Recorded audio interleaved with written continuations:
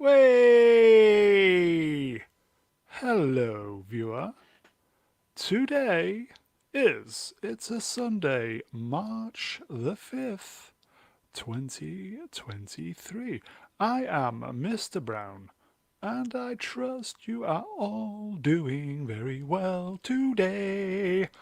On this evening's stream / podcast, we are discussing the goings on this week in pop culture and on social media. But before we begin, you can find us here on the YouTube, or if you prefer your entertainment in the podcast form, we are also on Spotify.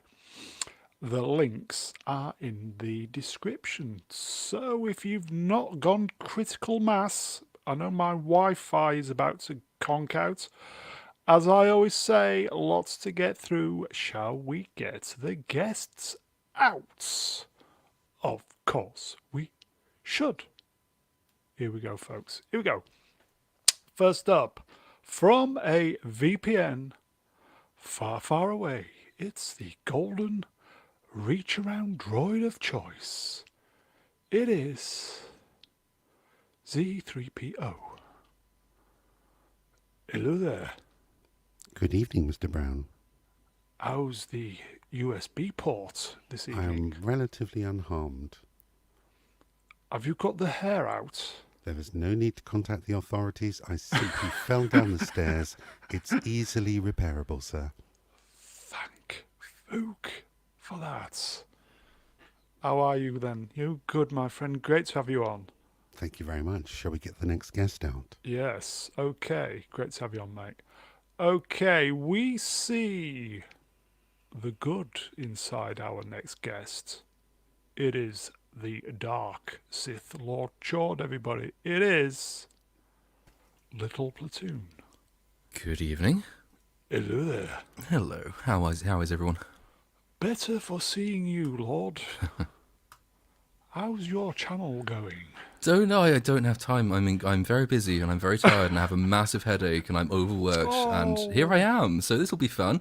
I've got a nice big glass of wine and it'll be good. I'll relax here. Nice. Then I'm finishing Ant-Man and then I'm going on fucking shit. Oh no, we're already 3 minutes in. It's fine. Then I'm going on effing holiday. So it's all good. Yeah.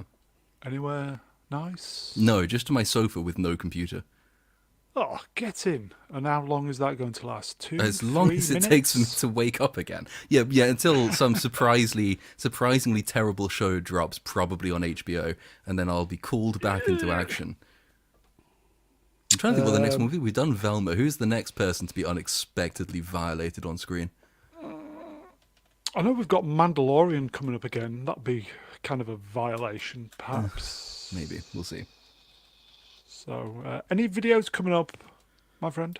Well, it should have been Ant-Man, but it should have been Ant-Man Yeah. all week, and it should have been Ant-Man yesterday, and it should have been Ant-Man today, and now it should be Ant-Man tomorrow. So, yeah, hopefully tomorrow. Okay, really good, my friend. Channel doing really well. Well done, my friend. Shall we get the next potty out? Sounds like a plan. It does. Here we go, folks. I'll start again. My teeth are not working. He is the wise elder of the channel. You know the rest. He is the great mega geek himself, Ian David Diaz. Ian David Diaz. Hello. Hello. How's Right. everyone? Yeah. Not bad? Not bad? Yep. Good Sunday. How's Rebecca Gold going? It's going. It's in progress. It's in progress. I have to keep. It'd be interesting to see what my fellow streamers think of it, though, because there are people out there that want to watch it, but someone like the Lord and maybe even Matt Catty will be interesting, and I'll obviously be interested to see what they think of it once it's all done. Yeah, we're looking forward to seeing it. Yeah, You need to get that GoFundMe going, friend. I know, but Stop I've sitting been on your laurels. really- Get it done. Life is bigger than stuff like this, so I'm enjoying life at the moment, and then I'm going to deal with it. Oh, good for you. Yeah. I know you're very excited. Shall we get the last guest Oh out? God, yes. And He is awesome. last He is. And last, but by no means least, he's back, folks. Yes. Yes. Yes. He is the backbone of Sunday nights when he's here. It is the magnificent, and I genuinely love this guy, Matt Cat 83. What's up, nerds? Thank you for having me. You I missed missed that. you. I missed you too. Hey, Yes! Platoon, if you want to watch a complete abortion in the making, go watch Chelsea Handler's Netflix special. Oh, God. You'll have don't- plenty to write about. This combination of words is new to me. Who's what special? Chelsea Handler, she's got a special on Netflix. Yeah. So, Chelsea yeah. Handler. Why do I know that name from somewhere? She's the blonde comedian. Well, I'm comedian's a bit strong. I used to like her a lot, but she went off the rails. I'm trying to think of something else that she was, because she had the talk show. Yeah, she had her own show. Yeah. Yeah, and then she left that for some reason. I don't know, but she was in the news lately because she did like a TikTok or something like that about how great it is to not have kids or something. Yeah. Yeah. So, but yeah, if you want something to write about that's a complete abomination, go check that out. Well, I don't, but now you mention it, I probably will end up having to see it, won't I? Great. We're just more excited that you're back. Oh, yeah, Wanderer I'm- returns. Yes! Yeah, I'm excited to Get talk to you guys. I've been listening, and you guys are hilarious. So I can't wait to enjoy it all the Oh, fun. that'll be the Lord. It's not us. Absolutely. Moving on. So it's good to be back. Yes. Yeah, it's great to be back. Great to have you back. Great to have you back, my friend. Shall we get on with it? Yeah. Why not? Yes. Hello, chat. We can see you. Hello. Hello. End of week musings. Sunday, March the 5th, 2023. Big episode this for my OCD. Episode 123. And that rhymed as well. Does that make it doubly good for your OCD? I'm a poet and I don't even know it. Moving on.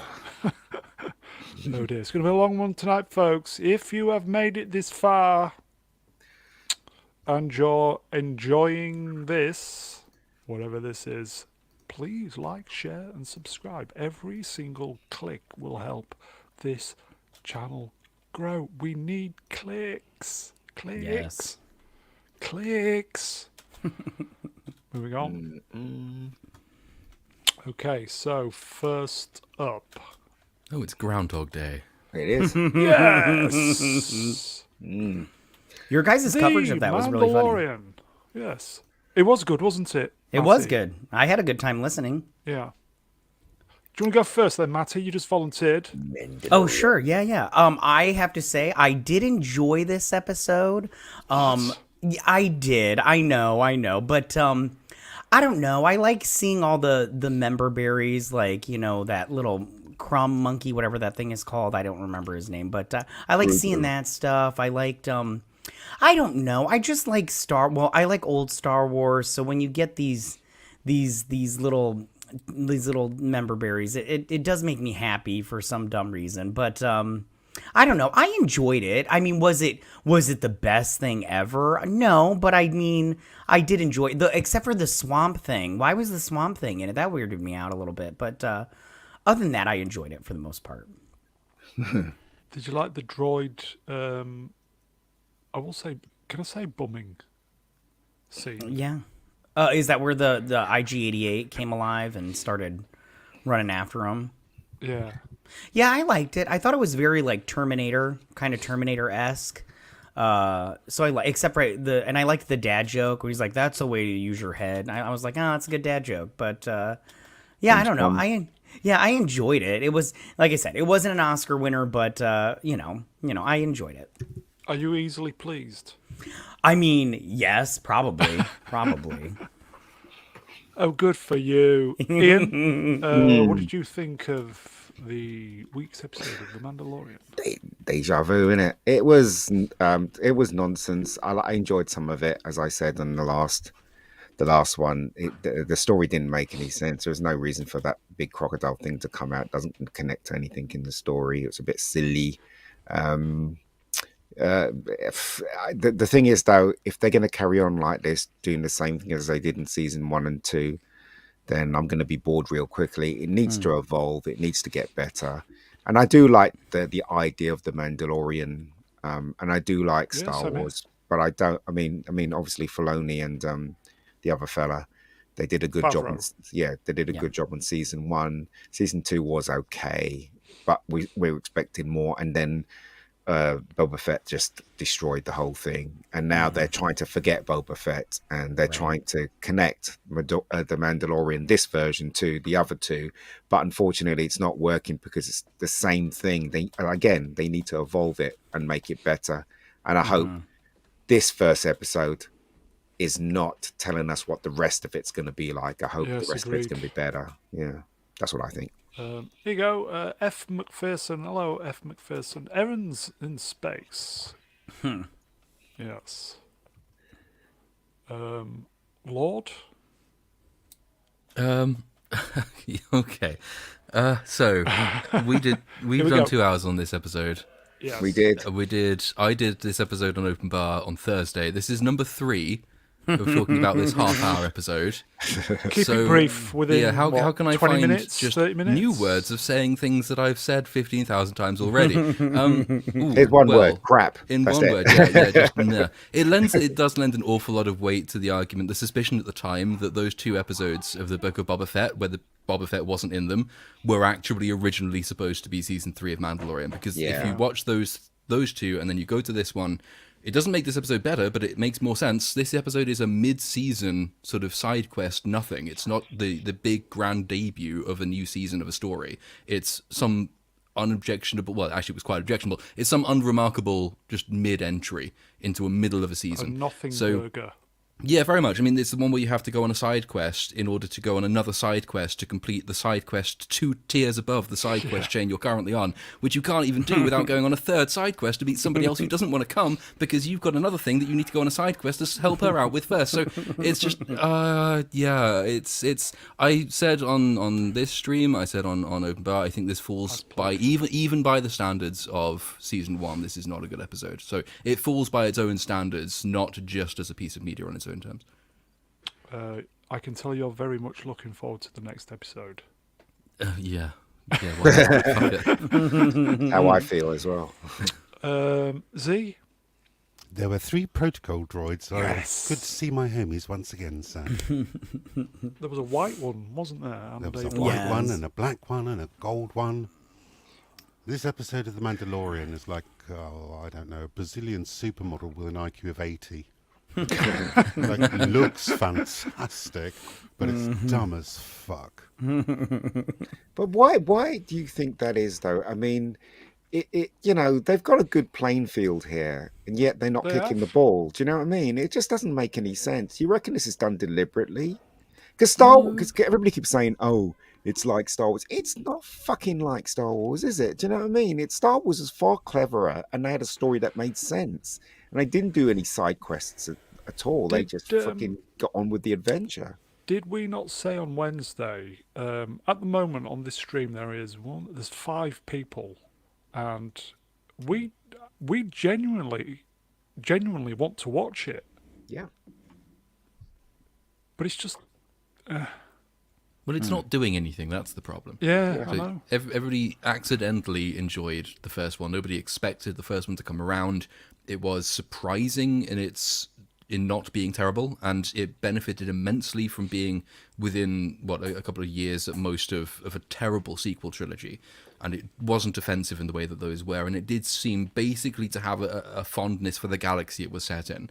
And so season 1 kind of worked in that it wasn't trying to be anything big or grand with an epic story.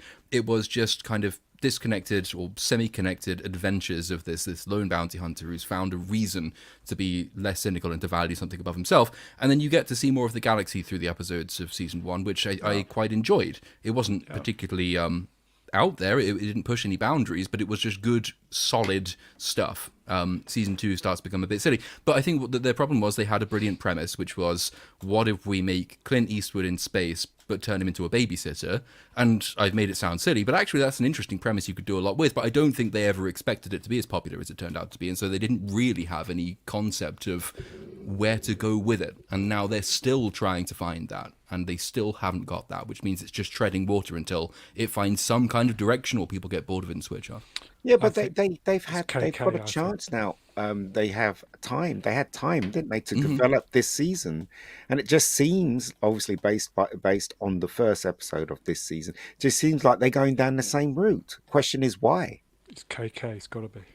And the Maybe. problem is as well, so theoretically you can have an interesting premise for this. If what they want to do with this is Mando with the Darksaber goes and unites the Mandalorian clans and brings them back together, you can potentially, that's a premise that is quite an interesting one, and you can do a lot with that. The problem is they aren't very interested in getting there quickly, which means, and again, this is why this felt like such a filler episode, despite it being the first episode of season 3.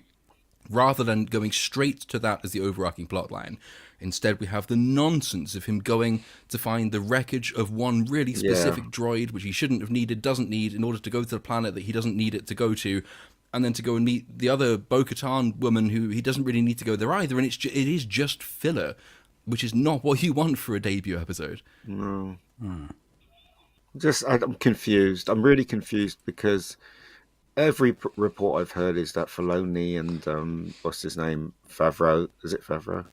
Yeah, it's John Yes. Favreau. Yeah, they really want to make Star Wars, and then we get this. It's like, What I've heard, I don't think Filoni is 100% on it, but there you go.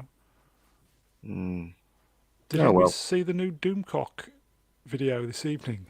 what did he say? Did he say Kathleen Kennedy's going to be fired? Again, Well, yes. Hashtag Doomcock was right. The opening titles have been changed.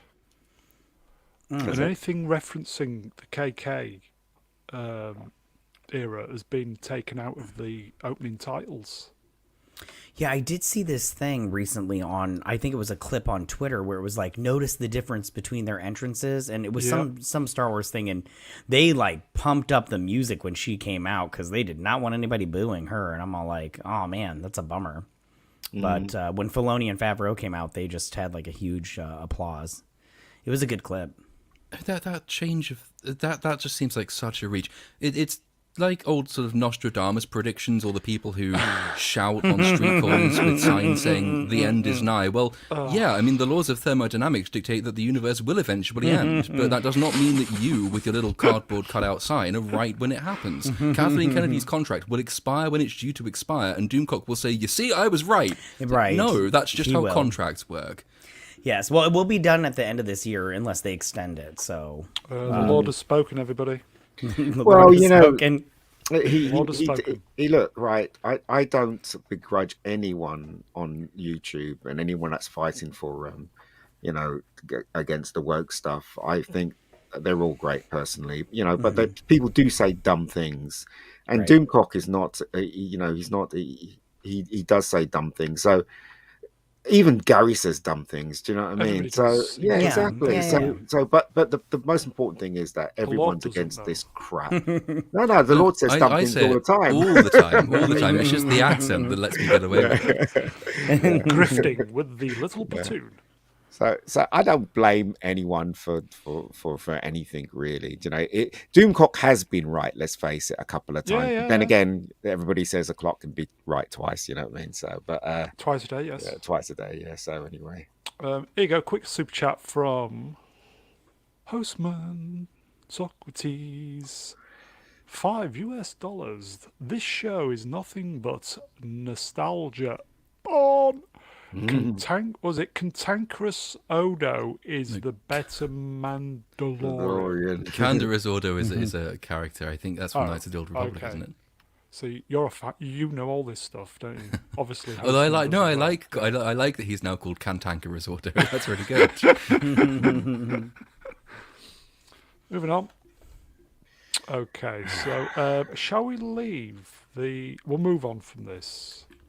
Shall we leave the final word to a new face in the chats? Sailor Mercury. Kathleen isn't going anywhere. No, she isn't, unfortunately. Savage. I was with a friend today, and Savage. she went to Disney Paris, and in Disney Paris they Well, is she have there? yeah, she went, and she showed me pictures. In Disney Paris, they do have R2D2, C3PO. They have all the old What? the old characters from the original Star Wars, and in America they don't. I wonder why that is. Interesting, don't you think? Because America is just so progressive. Yeah, maybe, yeah. Okay, on that bombshell. Picard. Ooh, Picard. Pew, pew, pew, pew. who's up to speed with Moi. episode 3 of Picard? I think so. I am. Indeed. Ian, would you like to go first on this? Sure. I there's of stuff that I don't like in this. I said this in another Yes. stream. I always sigh when they cut from Picard and Riker to Raffi, because I don't want to see what Raffi's doing. I just Right. want to see. I just want to be back on the whatever the ship's called. I I- can't remember. I quite like her now. I'm warming I to her don't. slowly, Yeah. Not at all. slowly. Not at all. I wish Worf would cut her head off personally, but, but you know, but There's still overall, a few episodes left to happen. exactly. Overall, it was a good episode, and I love it when Captain Picard steamed into a crusher, and he was 100% right. I don't care what Dan said, because I was on a stream where Dan was trying to defend her, and it's like Yes, you bollocks. were. He Easy, was Ian, sorry. easy. Okay, you're right. I'll calm down. He Go on. was right. What he said, she had no right to keep that from him. Yes, I All the agree. excuses that she made was absolute bollocks. Mm-hmm. And I was so happy that we got a male to tell off a female. How many years has it taken? A while. So- but anyway, I love this episode. So it But was- don't you think that scene was fucking great? it was, and he was good. I mean, you know, he was still Fucking great. old man Picard, but he at least he had Replicants. some power that came out of him, and he, you know, he harked back to the old Picard. So Yeah. so it's good, and I like the changelings are back, and it's quite good as well, you know, and you know, and I even got to like I can't remember the son's name. I got to like him. I think he's Jack. very Jack. very Captain Kirkish, very much so. And I I can said, see that, yeah. and I said in the last stream, I think after this they're going to probably do continue with him as the star. I reckon that's what it seems what's happening. I might be wrong. I probably am wrong, but it would be nice. I kind of like him. There's I a lot think- of love going for the Yeah. captain of the Titan Yeah. as well. Exactly. I think Yeah. if he stayed on the Titan with that captain, it would be awesome. It would be awesome. I will say, somebody started up one of those petitions, specifically, I think, for the Titan, Yeah. because they want a new series of that, and I think you know it what was made doing me very, laugh? very, very, very well as well. The signme.org.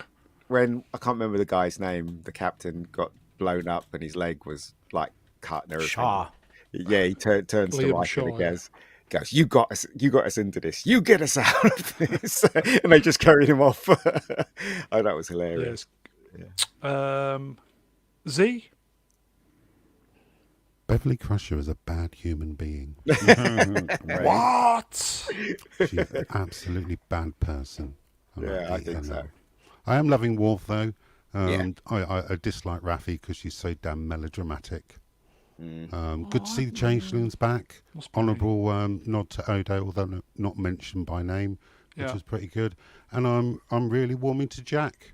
And they even addressed his British accent, which a lot Yes. of people were querying online last week. Oh, how are they going to explain that? And they just did. So Educated. shut up, sit down, and just enjoy it. Adults in the room, fuck off. Yeah, I'm actually looking forward to the next episode already.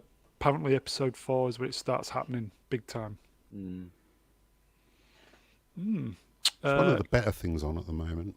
Yes, I'll agree it with is. that. That and the Tulsa King. That's what I reckon.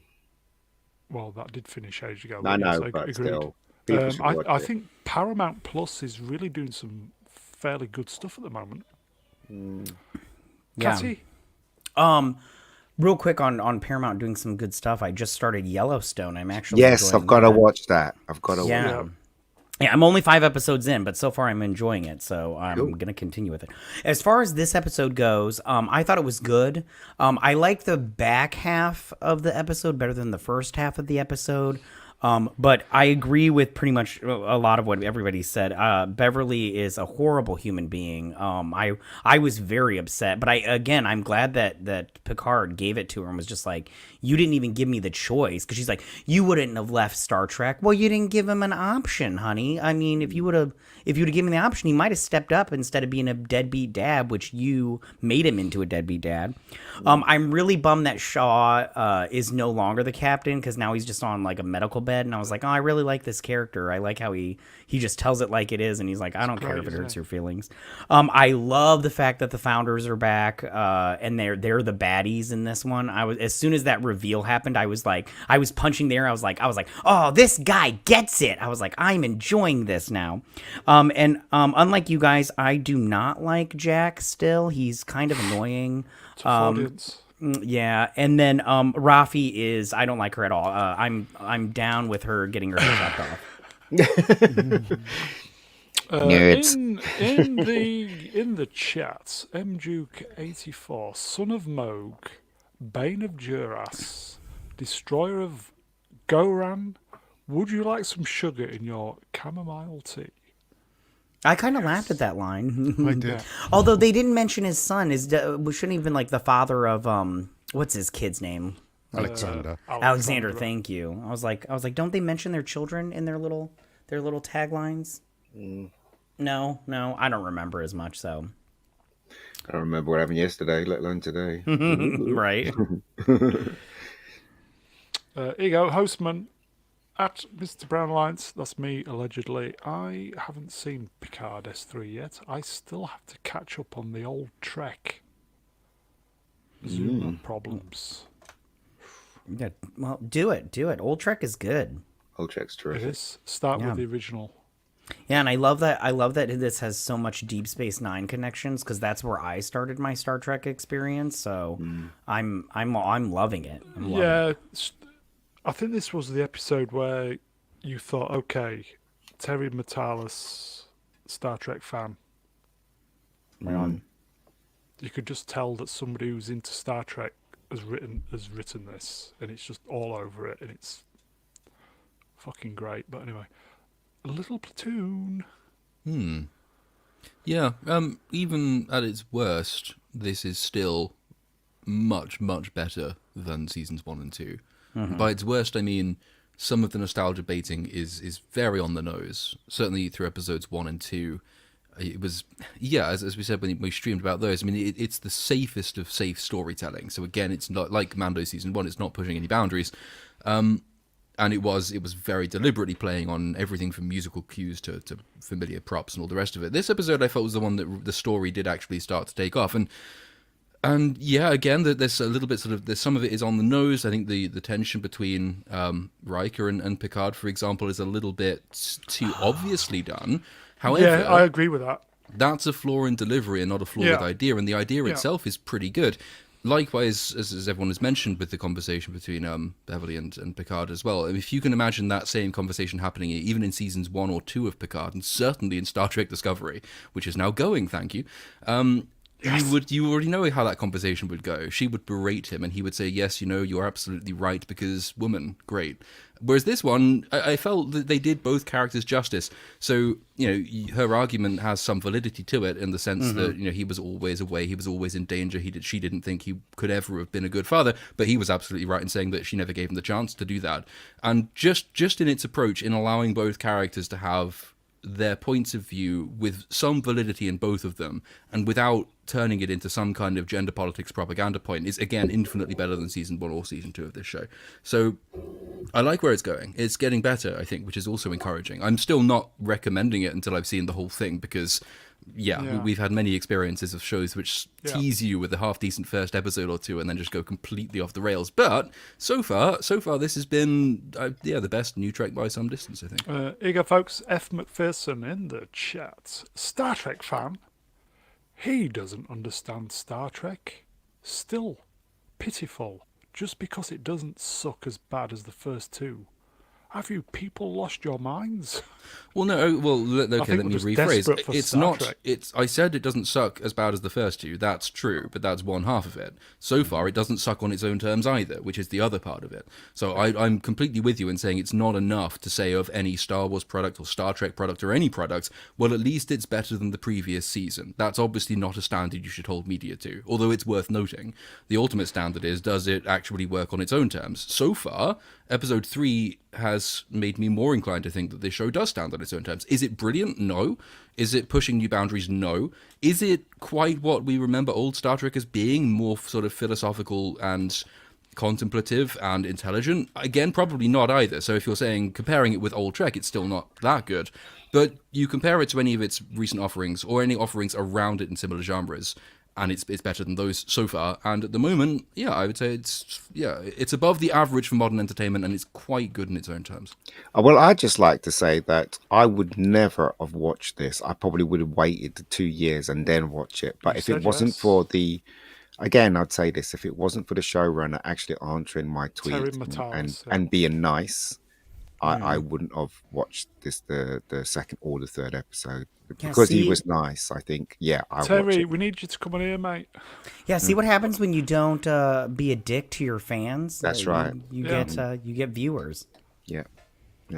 Also, can I just say, Picard was quite a naggy little biatch in this episode. Every 5 seconds, every 5 seconds he was like, "You need to attack," and I'm all like, "Why don't you calm down, sister? All right, he got it. You said it like 15 times. He's got it. You want him to attack." And then when he did, it turned against him. Yeah, so I'm saying, but that didn't make any sense. The Picard we know wouldn't have made such a stupid error because he saw what that ship could do. Right. He saw that it could twist. So you wouldn't have made that error. The thing they were going for was that he wanted to go for it at an earlier point, and Riker put it off. And so by the time Riker eventually said, "Okay, no, we'll go for it," it was too late. The ship had already turned around. So they might address that even in the next episode. It was which of the two was right? Because in the end, you got half and half of both of their approaches, and that's what cocked it up. Not Picard went for something that was on its face the bad idea. It just didn't work with Riker's caution, which was again, I thought that was very overtly done, not as subtle as you might have liked it to be, but at least what they're trying to do is explore characters and a conflict of visions and approaches which is grounded in their history in a way that's not just lazily cut and pasted in. So I don't think they delivered it perfectly. I like the intent behind it, and as long as the intent behind it continues and the pace of improvement continues, because I think this episode was an improvement on the first two, then episode 4 might actually be kind of good. But the worst that so far, if it stays like this, the worst that can happen is that this is just kind of like a faintly forgettable but enjoyable ride with memorable characters through a memorable galaxy. It's not offending anyone, it's just not doing anything. Okay, so did I miss something, right? So Picard said, let's fire behind the ship. Right. So but they fired at the ship already, and it's got a what is it? A shield. It's got shields, and it didn't even penetrate. It didn't do anything. So what difference would it make if he fired behind the ship? Does the shields not cover behind the ship as well? So as I'm saying, it didn't make any sense that he wanted to attack. It's pointless because they attacked last time and it didn't do anything. So why did he come to the conclusion if they attack, they're going to win? The conclusion might be that they presume the shields would be angled forward because the ship the Shrike and the captains of the Shrike believe that they are the ones in control of the chase, and so they'll always be front facing, so they'll shields. That is kind of doing some writing on behalf of the writers, though. So I think you're right in that's not immediately obvious. Because what we understood about shields in Star Trek is that the shields cover the whole ship. It doesn't only cover the front; it covers the whole ship, and it's been demonstrated in the Yeah. movies and in the TV show. I So I think- don't understand why it would just cover the front. Don't they have the occasional lines that think more power to forward shields? So the shields might be present yeah, across the whole ship, Yeah, but you but can it means choose, strength. It means strengthening the front Yeah. of the shields. It doesn't mean to say, but at the expense of. Yeah, well, it means strengthening the front of the ship. The way I understand it, it's strengthening the front of shields, but the whole shield covers the ship anyway. So you just Yeah. put certain bits Yeah, that are but there were, stronger. weren't they in the nebula? So there's no shields. No, there were shields because Was there? they fired Oh, at okay. it when they were in a nebula, and it didn't do anything to Okay, it, as I far as may I need to remember. Maybe I'm rewatch. wrong. I don't know. I think there's a line when they're trying to fly out of the nebula as well, when LaForge's daughter is told to put all power to their forward shield. So Yeah. but that might be a conflict with Star Trek lore. I don't know it that I well. don't know I'll either. have a rewatch. I'm talking Uh, bollocks. We all are. We go, Ostman, $5. Thank you, sir. Fair warning. Yellowstone jumps. No. The horse Don't say that. I'm at season enjoying. 3. I'm enjoying it so far. But Was they- it just there's on a sequel, isn't Ms. there? With McPherson's- Harrison Ford. Ms. Right. McPherson's comment about the occasional contrivances in Picard, I you would go. agree with. So there was, again, I think those were more apparent in episodes 1 and 2. But to my mind, in this episode, one of the bigger contrivances was that the captain of the is it the Titan, whose Yeah. name I don't remember. Sure. Shaw. He chose Riker to be his replacement when the natural course of action would be Picard. No, because Picard is the ranking officer because he's an admiral, albeit retired. Yeah, but he's not And serving he's though. also, but he is nevertheless a ranking admiral. And also the captain has the ability to transfer that command to, I think, pretty much whoever he likes. And also Picard was the one that he was having the major argument with, not Riker. And Riker was just there. I wondered whether they did that just, again, to set up that conflict of visions Yeah, between Picard and you Riker, might and be- it wasn't necessarily the I best think decision. you might be right, but I think I might be wrong here. Every time I saw Star Trek Next Generation, Picard was the captain and he was the number one, wasn't he? Yeah, well, Riker they was kind of number played one. on that, didn't they? Yeah. So it was always the captain that leads the ship, even if you have an admiral on board. So it just seemed natural Yeah. that he would. Yeah, but then again, that is I correct. think you might be right, Lord, that they did that deliberately to set up what happened at the end. You know, to the conflict. But I mean, these are little nitpicks here. Apparently, overall, I enjoyed it. It was a lot of fun. Apart from the Raffi bit. Okay. Oh God, yeah. I mean, just imagine. It's nice to be able to have these kinds of conversations and arguments about it. Exactly. It's like, does this decision make sense in the context of the show, as opposed to, oh my God, what are they doing? Like that's it, the sign of the quality of criticism is in part a reflection of the quality of the show itself. And if we're discussing these things, it must be at least better than the preceding. Yeah. Quick absolutely. question before we move on. If this had been season 1 Picard, would at this point everybody be happy? I think I would have been happy. agree. considering Yeah, Discovery. I would have Yeah. been a lot happier Yeah. if this was season 1. Yeah. I honestly thought that Shaw picked Riker because he believed he was the best person to save the ship. Yeah. I thought his line of dialogue was, "You got us into this, Yes. so you'll get us you out get of us it." out of it. Yeah. Yeah. Maybe he was just the closer to him. Well, he when was, the fell captain, over. he was the captain before, Yeah. wasn't he? As Duke says. As I said on a previous stream, I just think Terry Matalis, he was just given the cards he was dealt with. Has he left, by the way? on Yeah, Star he Trek? left. I think he left. He's doing something Oh, we're in else. trouble. We're in trouble. But I there reckon is a Clarkson's petition. coming back. As I said, there's a petition to get him to show run a new Star Trek show, and it It was would be doing great. really well. It'd be great if he could. Yeah. I mean, I can see, as I said, I can see it with Picard. I think he's doing something for Disney. Is it a remake of Something Mountain or TV series? Well, it's Oh, what, Disney, so Escape you Witch didn't need Mountain? to say it was a remake. Oh yeah, now It's that a you mentioned, review. isn't that Race to Witch Mountain? Yeah, I think Yeah, he's. I think he's The doing series that. for that. Yeah, Yeah. he's It was, showing in that. Escape to Witch Mountain was the Yeah, what there we go. originally called, wasn't it? The sequel, the sequel or the remake was called Race, wasn't it? Yeah. Okay. Shall we move on then? Yes. Yeah. Oh no, I haven't watched any of Who's- these episodes. Who's up to speed with this? I know I there's no am. episode on tonight. I've not He seen is. tonight's. I've been watching it. So far, listen. The show is not bad. I just want to say that, but I feel like they sold me a bag of goods that this was going to be The Walking Dead 2.0 with these clackers running around being all like and everything. But it's mostly just a bunch of people standing around with a bunch of cruddy buildings just talking the whole time. So I'm kind of bummed about that. But at the same time, the writing is very good on this show. I mean, the way that they put what are like little like lampposts, and then they come back to that even in later episodes, I find very, very good. The writing on this show is definitely something that people who want to write shows should go back and study. But in terms of like action, for someone like me, they need to step it up, because I'm sorry, like having like 3 clackers every other episode is not enough. I need a little bit more action, if you please. Yeah, that's my. But the acting is very good.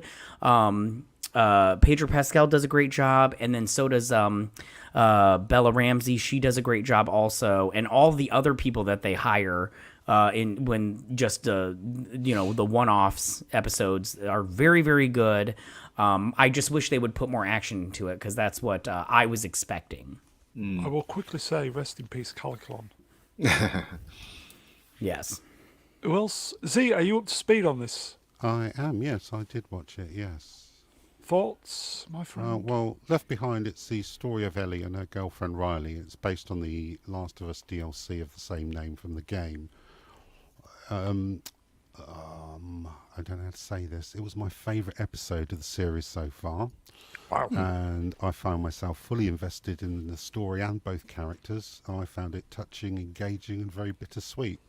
To be honest, if Bella Ramsey says she's gender fluid, which is what the cool kids call bisexual now, then I'm 100% on board with that. I genuinely felt the cool chemistry kids. between her and the other girl.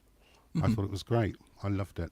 There you go, F. McPherson. I can't stand that little brat. It's odd though. Like, so I liked the same things about it you liked. It's just that, and many of those things are the same things that I liked about episode 3. It's just that I thought episode 3 actually moved the story along, which is the counter criticism. Whereas this one didn't tell us anything about anyone we don't already know about them, I guess. And so for all, the show does character writing really well. It's just that it doesn't really marry character writing with plot progression very well. And it's not usually a good sign if your side quest or your DLC or your side characters are more interesting than your main characters and the story that they're supposed to be conveying to you, I think. So I'm somewhere between Matt and Z on this one. I think the character work is brilliant. I also agree that it could do with more pace, more action, and a few more of the not Walking Dead zombies, whatever they're called, the mushroom people. Clackers. Yeah. Well, they all have different names. I looked it up before. And they're called clickers. I call them clackers. I keep forgetting. They're called Clackers is clickers. the toy from the 70s. Right. Yeah, there used to are explode. right on. There are runners, clickers, bloaters, and then what are the ones that are stalkers? Those are the 4. I think there might be another one. There I you just go. can't remember. Appion, straight in. Here you go. Clickers, Oh, yeah, see, stalkers, thank you. Runners, bloaters. Yeah, I looked it up beforehand because I was like, "What's the difference?" But yeah, It might be one of those that requires binge watching the whole thing in order to make these pacing problems go away.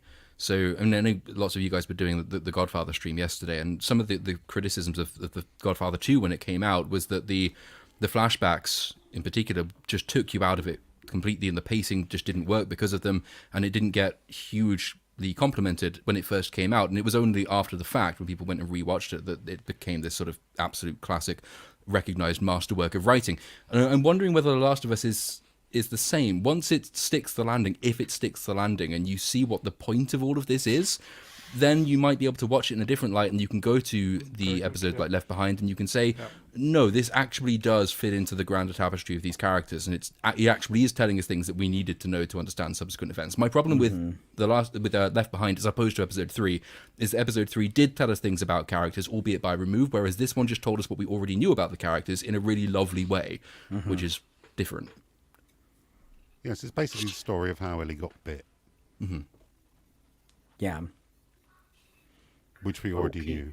And her, very very deep felt rooted attachment to her friends, and her willingness to not, or her unwillingness to let anybody die. She will save whoever she can save, no matter what the cost is. The episode is trying to tie that into Joel's injury, obviously, and it's explaining why she's going out of her way to stay with him. But I think, and I like that on its own. It's just that in the context of the show as a whole, I think we already knew that about her, and so it's not necessarily the best use of time in a 9-episode show, or 9-episode season anyway. How many more to go? It's about 3, isn't it? I think it's Is that right? Don't know. Yeah, I think they Don't know. I think they have 2 more episodes to go, and then it has been greenlit for a second season. And there's an episode tonight, 2 a.m. UK. Yes. Okay.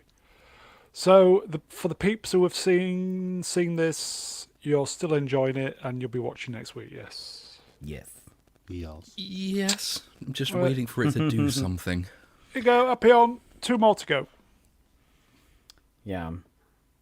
It's just with the action thing, it's like based off of a game, so it's like in between all these stories you've got like gameplay, and I'm all like, couldn't you have like added that a little bit in there, with just running through a building, just shooting these It is fungus weird that people? the Mandalorian feels so much more like a video game adaptation than the actual video game adaptation we're Right watching on. at the moment. Yeah, you even get like the helmet vision where you get to see what they're looking at and stuff, and I'm all like, so that's my only negative thing about this show is Shall we give the final word to Stuart Mitchell? Watch Banshee instead.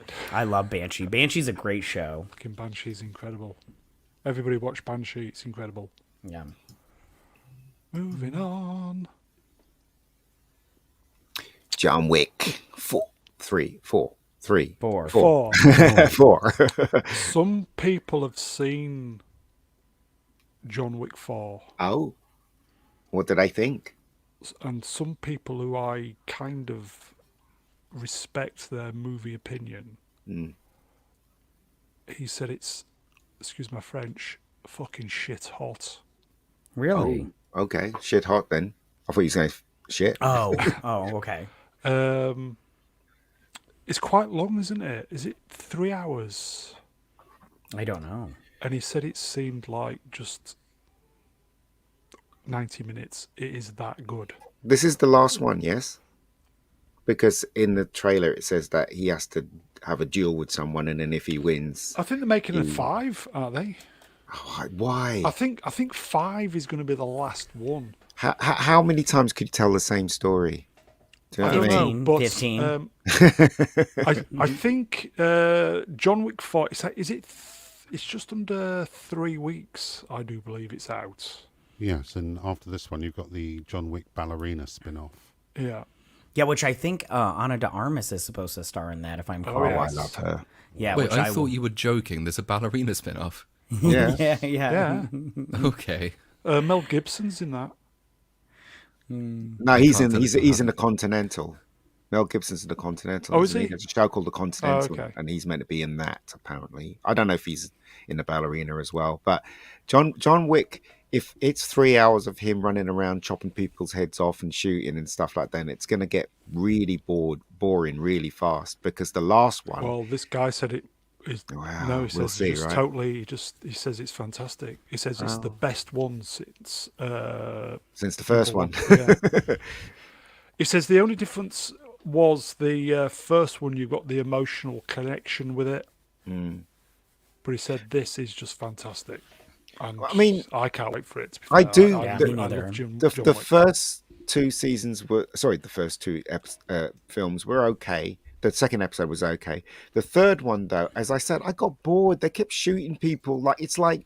Don't catch how John Wick. how many times could you You're do wrong. the same thing? And it's just... And there was hardly any story in the third You're one. wrong. Here you go. Oh, Marlon okay. Unlucky. Keep John Wick movies coming. Yes, agreed. I Ian agree, knows yeah. nothing. Yeah, I could watch these all day, every day. I could watch them shoot. I don't and cut care, people you say- nerd. I don't care.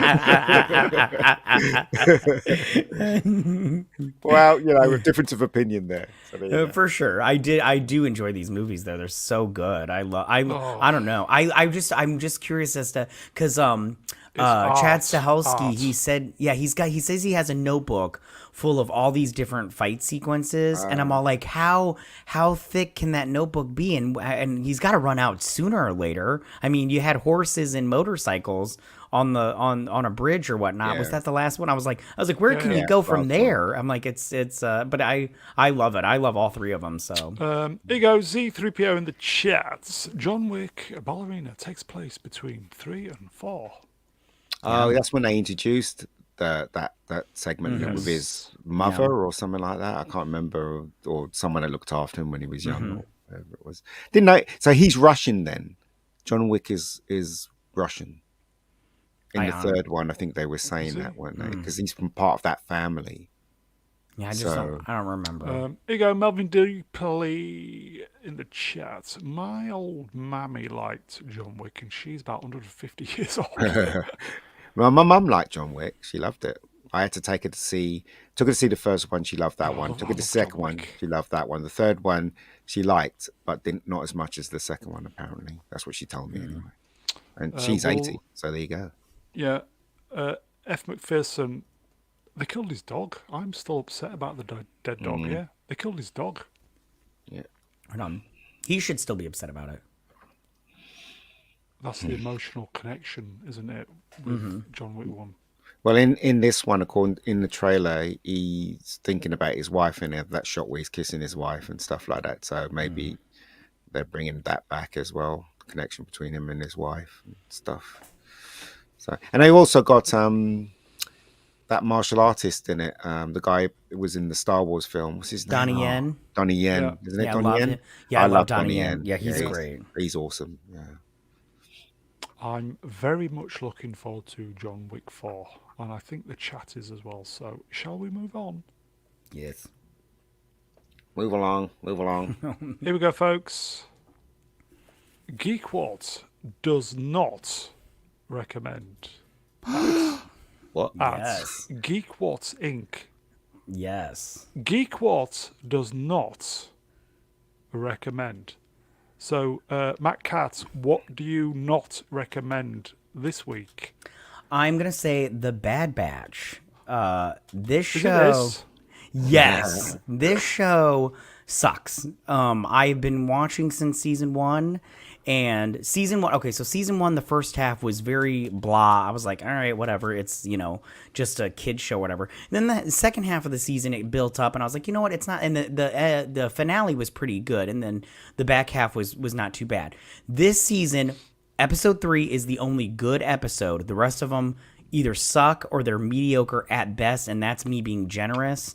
I don't know what's going on over there with Filoni with these episodes, but they so far they're leading nowhere. And I swear to God, if at the end of this season they're just like, oh, the Death Star, I'm going to be super annoyed because I'm sick and tired of them being like, oh, everything leads to the Death Star. Yeah, we know. Why don't you try doing something else? Is this the only thing that you have in your bag of tricks? Is the Death Star?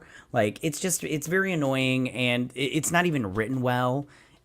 So I You're personally, easily pleased as well, aren't you? yeah, and I love Star Wars, but this show, it's Wow. I'm gonna just say right now, it just sucks. And I would say, unless you're somebody like me that covers it, do not watch this show. Do you Unless watch it with your kids?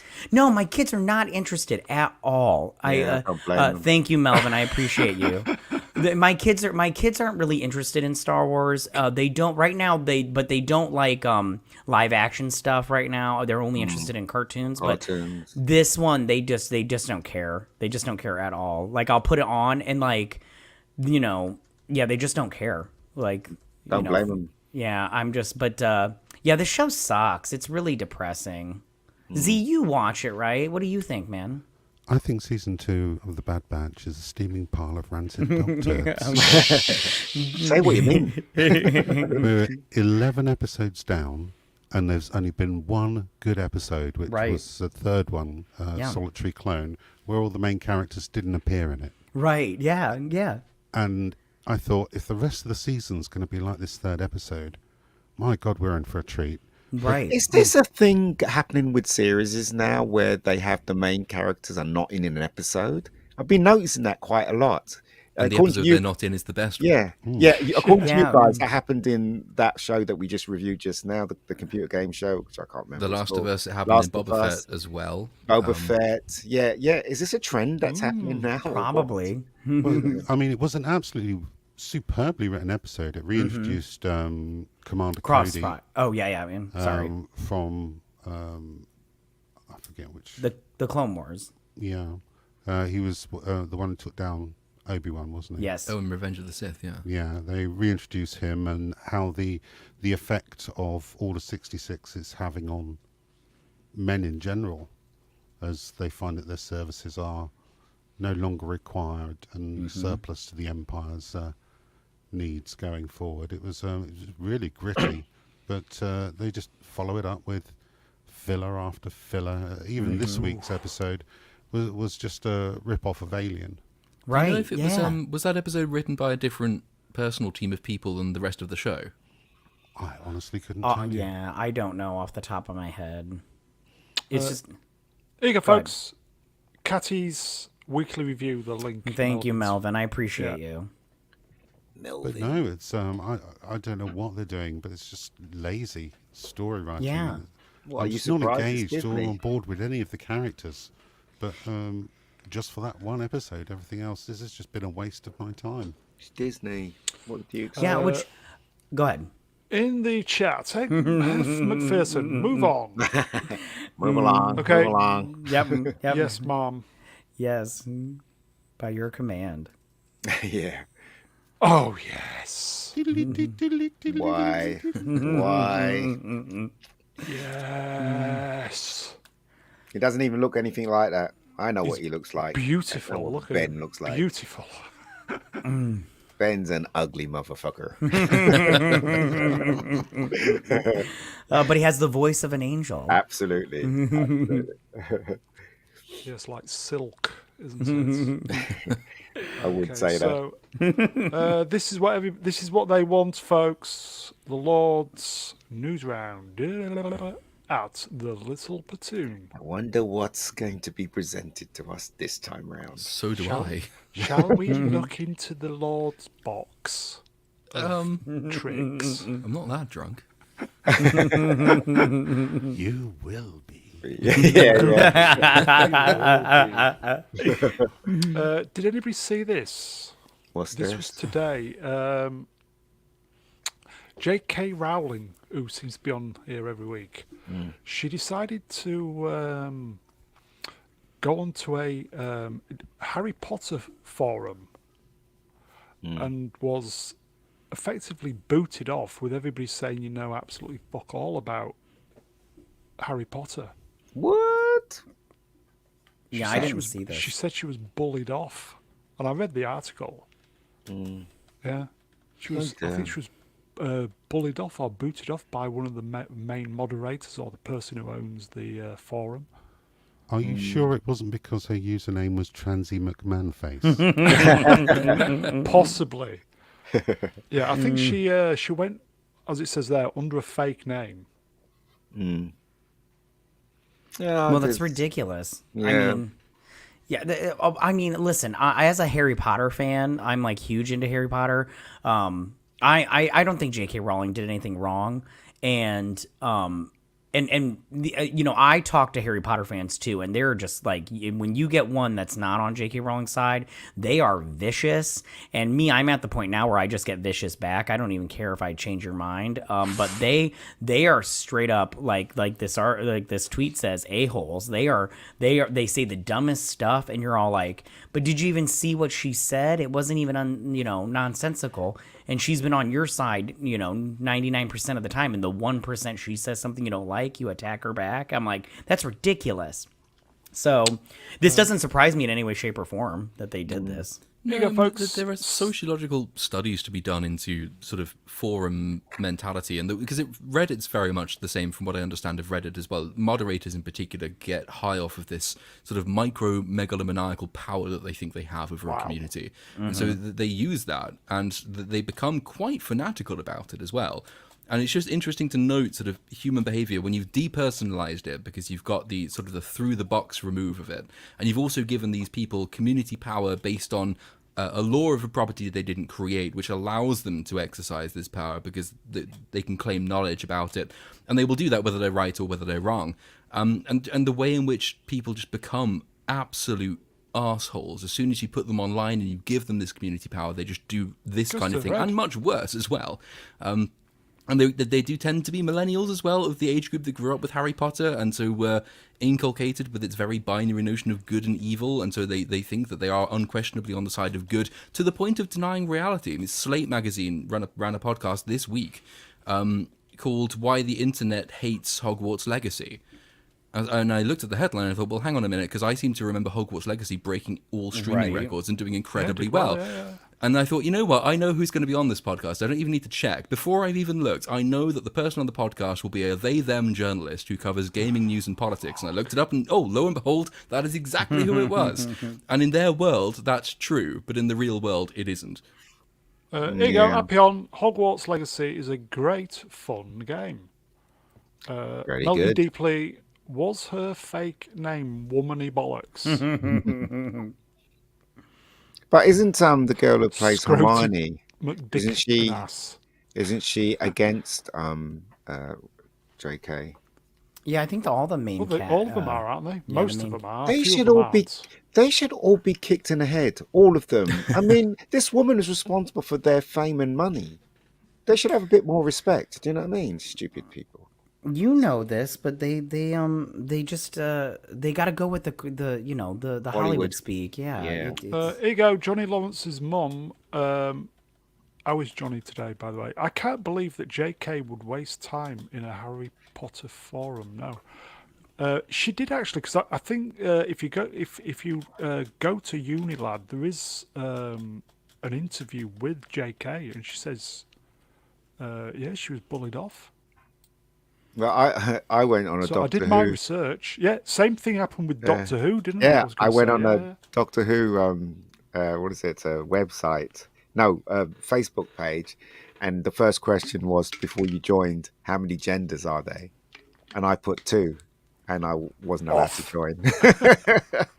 So there you go. Fuck me, just I know, it's crazy, isn't it? So, yeah. Yeah. just grinds you down, doesn't it? Yeah, it's so weird. I don't even like talking to people that agree with me 100%. It's so weird. Like, I'm just like, why do you always agree with me? We can't agree on everything. So I don't agree. know. It's so like if I was That's a thinking man's job.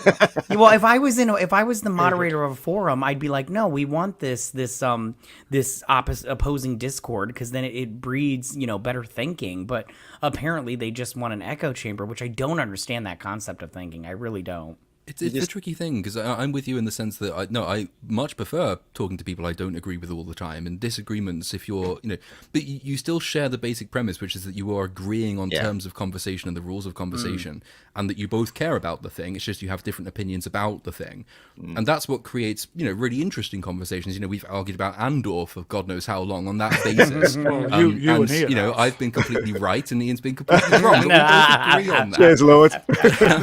But these people don't agree on the basic premise of conversation. So we might say we enjoy conversing with people we don't agree with about something we don't agree with, but these people don't share that opinion. For them, it's if you disagree, you must be morally wrong. And that's the dangerous thing. If you can't disagree over the best means to achieve something, if you don't agree with me, you must be morally wrong and hate people. And that's They go in the chat. Dada Debaser. They're hive-minded Zoomers. But you're right there. Yeah. You're right there, Ben. Basically, Well, it's the law. they don't want to. They don't want to be wrong, and their crazy, world-thinking, illogical stuff. They want that to be reality. Do you know what I mean? So the crazy ones, of course. I'm only going to admit this once. Harry Potter is a guilty pleasure of mine. I've watched every movie at the cinema. Used to have a ton of the original Lego sets. And I've been to the making of the Harry Potter experience twice. Hufflepuff forever, bitches. I think I lost you. I lost you at the Lego bit. Now, Brown is now going to clip that and upload it as its own video. So though you said I'm only going to admit it once, it will be Hufflepuff for all forever. eternity. That's more the really damning thing. importantly- It's not that you admit you like Harry Potter; it's that you admit you like Hufflepuff. I mean, that's just Right. No, beyond- Lego. He likes Lego. Excellent. I love Lego. That's where what- Potter's more put me, Hufflepuff. So I've been Hufflepuff ever since. More importantly, MJuke84 in the chat. 42. Is that genders? meaning of life. That's the meaning Yes, of life. The 42. galaxy, yeah. Oh, right on. And the universe. Thanks all for the that. fishes. Yes. Thanks for all the fishes. Shall we move on? Yeah. Move along. ITV. Anybody see this? TikTok is going to limit use for under 18s to 60 minutes a day screen time. No, I've not read this article, but I am pretty certain A, it doesn't verify your age, and Right. B, you can turn that off even Yeah. if you haven't verified your age. So it doesn't mean anything. Lamau.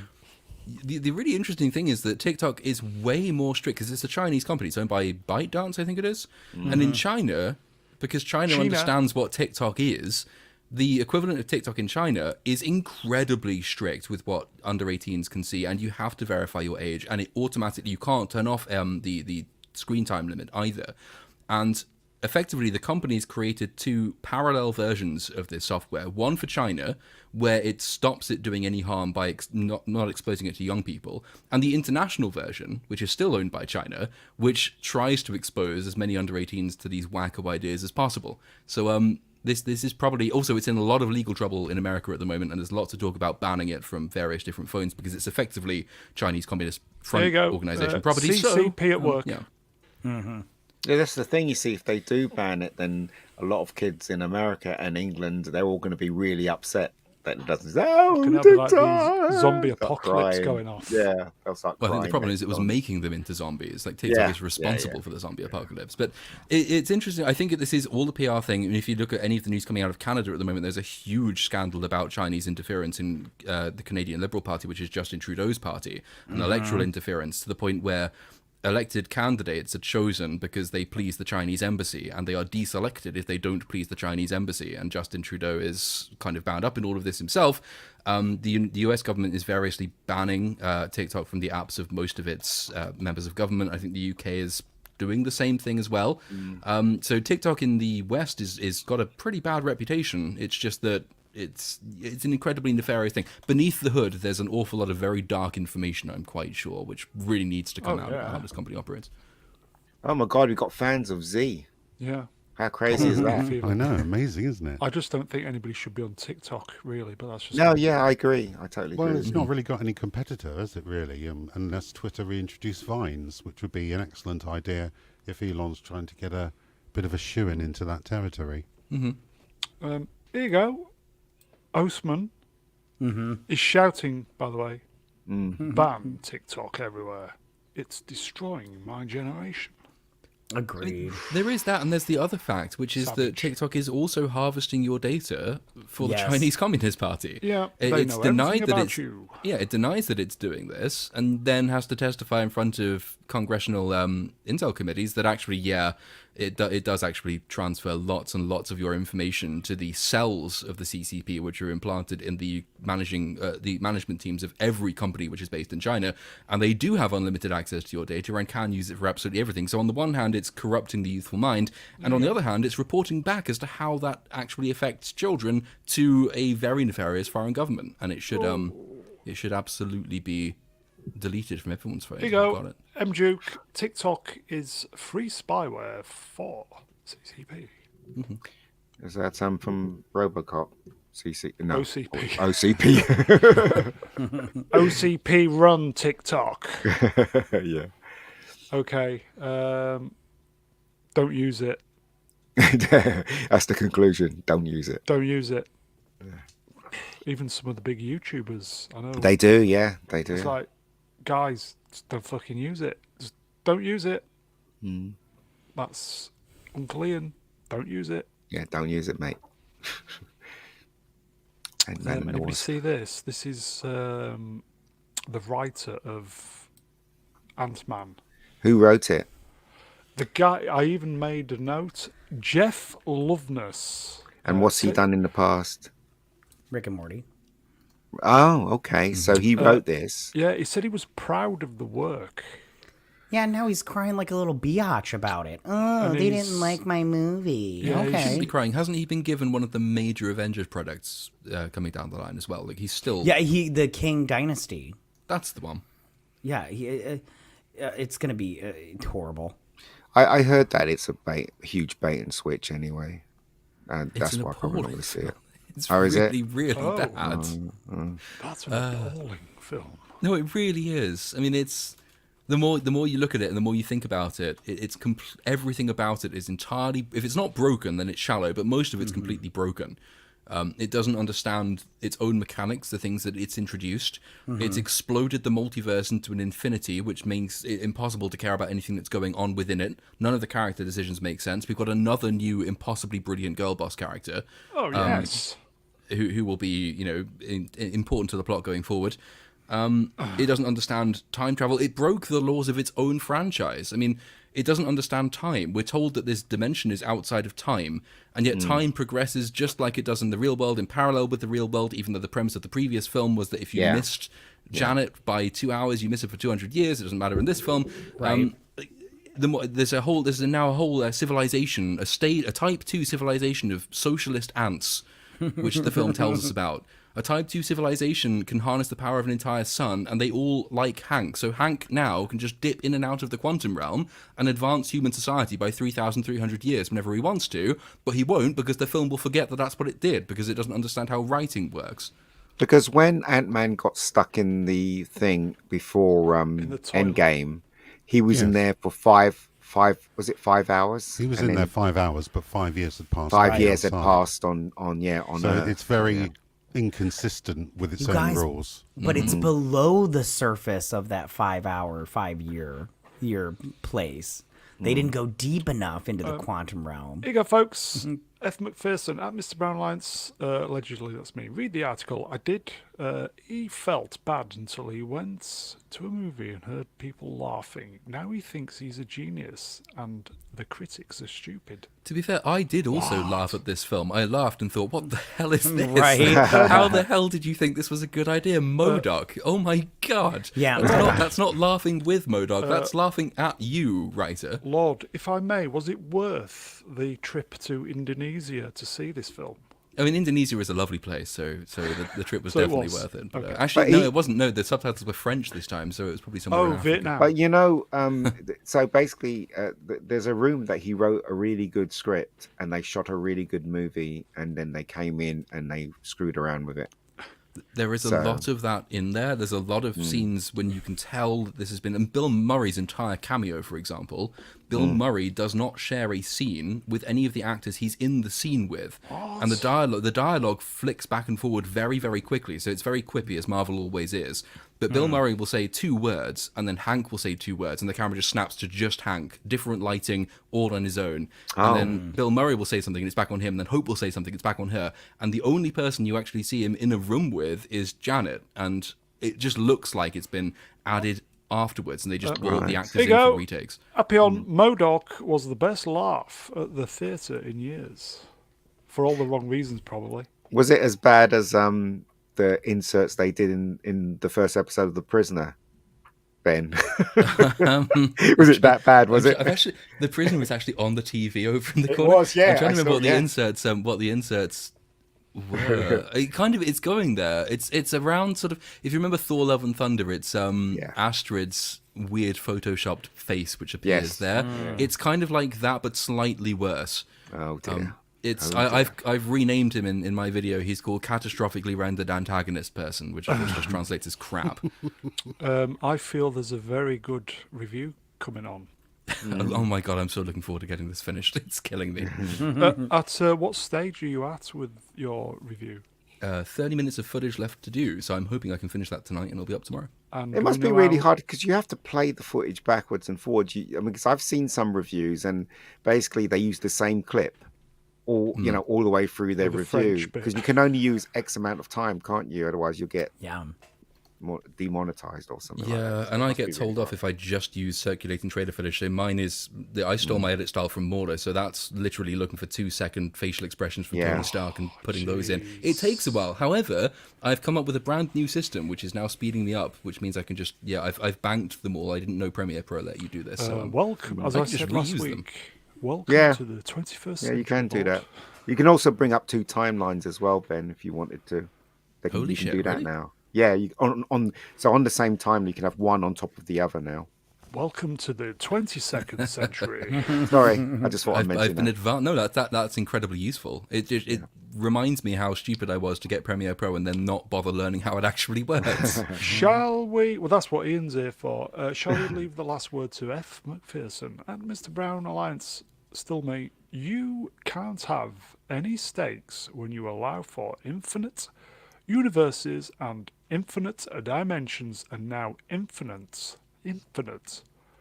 quantum realms. And also infinite timelines, which means that for every action any person takes in this one, there is a timeline where that action never took place. So it's impossible to make sense of.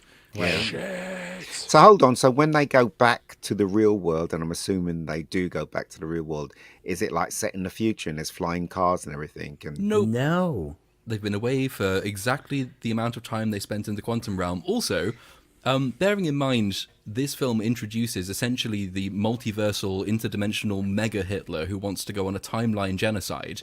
Janet had met him in the past and didn't think it worth telling anyone about him. Yeah. And now they've got back from this film and they haven't told any of the other Avengers about him Right. either. So, yeah, that just Yeah. everything about this film is Happy appalling. on. Nothing matters. So true. So it is bollocks then, yeah. Yes. oh dear. It's all of the bollocks. It's infinite bollocks, in fact. On infinite bollocks, we'll move on. Oh dear. I just like to pop this one in. Yeah. Indiana Jones and the reboot of history is going to get premiered at Cannes in Well- May, so it must be nearly finished. No, it's probably finished. Oh, it's for sure finished Yeah. in terms of, it's bad and it's the end of the series. I honestly hope I'm really wrong about this, and I go So to do see I. it and I have a good time, and that's all I can hope for this. Really, I just hope it doesn't have a point in there where I think, oh Jesus, why did they do that? Ian, just hope you it's- know for a fact you're going to go and watch this film and come out of it madder than a box of fruits. Well, one can hope. I have absolutely no faith in this film being All made right. anywhere near what you would quantify as good. The chat haven't either. Yeah. Well, here's hoping. Oh well, I know what's going to happen, but I have to see it. Though. I have to see it. Hostman Socrates, rest in peace, Clarkson, indeed, mate. I would genuinely laugh if we went to see this and we said, Dial of Destiny, fucking great. What a fantastic film. Not quite as good as The Flash, though. You know Amazing. what? I hope I come out and say it wasn't as good as the others, but it was enjoyable all the same, and it wasn't woke. That's the best I can hope for this one. Definitely. So More rest in peace, Calcons. I think we all know where it's going, don't we? yeah. We're all going to go see it, are we not? Yeah. Yeah. Oh, yes. Lord, are you going to watch it in Blighty this time? I usually try and watch it in Blighty as well. It's just for review purposes I watch it abroad because reasons. We want it to be good. Please, just give the old boy a decent send-off, please. It's a sign of the declining standards that if it's as good as The Crystal Skull, it will probably be classed as a triumph. And The Crystal Skull was a terrible film, but Terrible. compared to most modern offerings, it's pretty good. So I yeah, didn't mind Crystal Skull. It wasn't. What? The thing about the Crystal Skull is that it is not classified as a failure. Yes, it is a bad script and the story was absolute rubbish and they should never have made it, but it made a lot of money. It did. Well past the budget that it cost to make it, so it's classed as a success. So there you go. Here you go, M. Duke. The film ends with Indy going into a retirement home.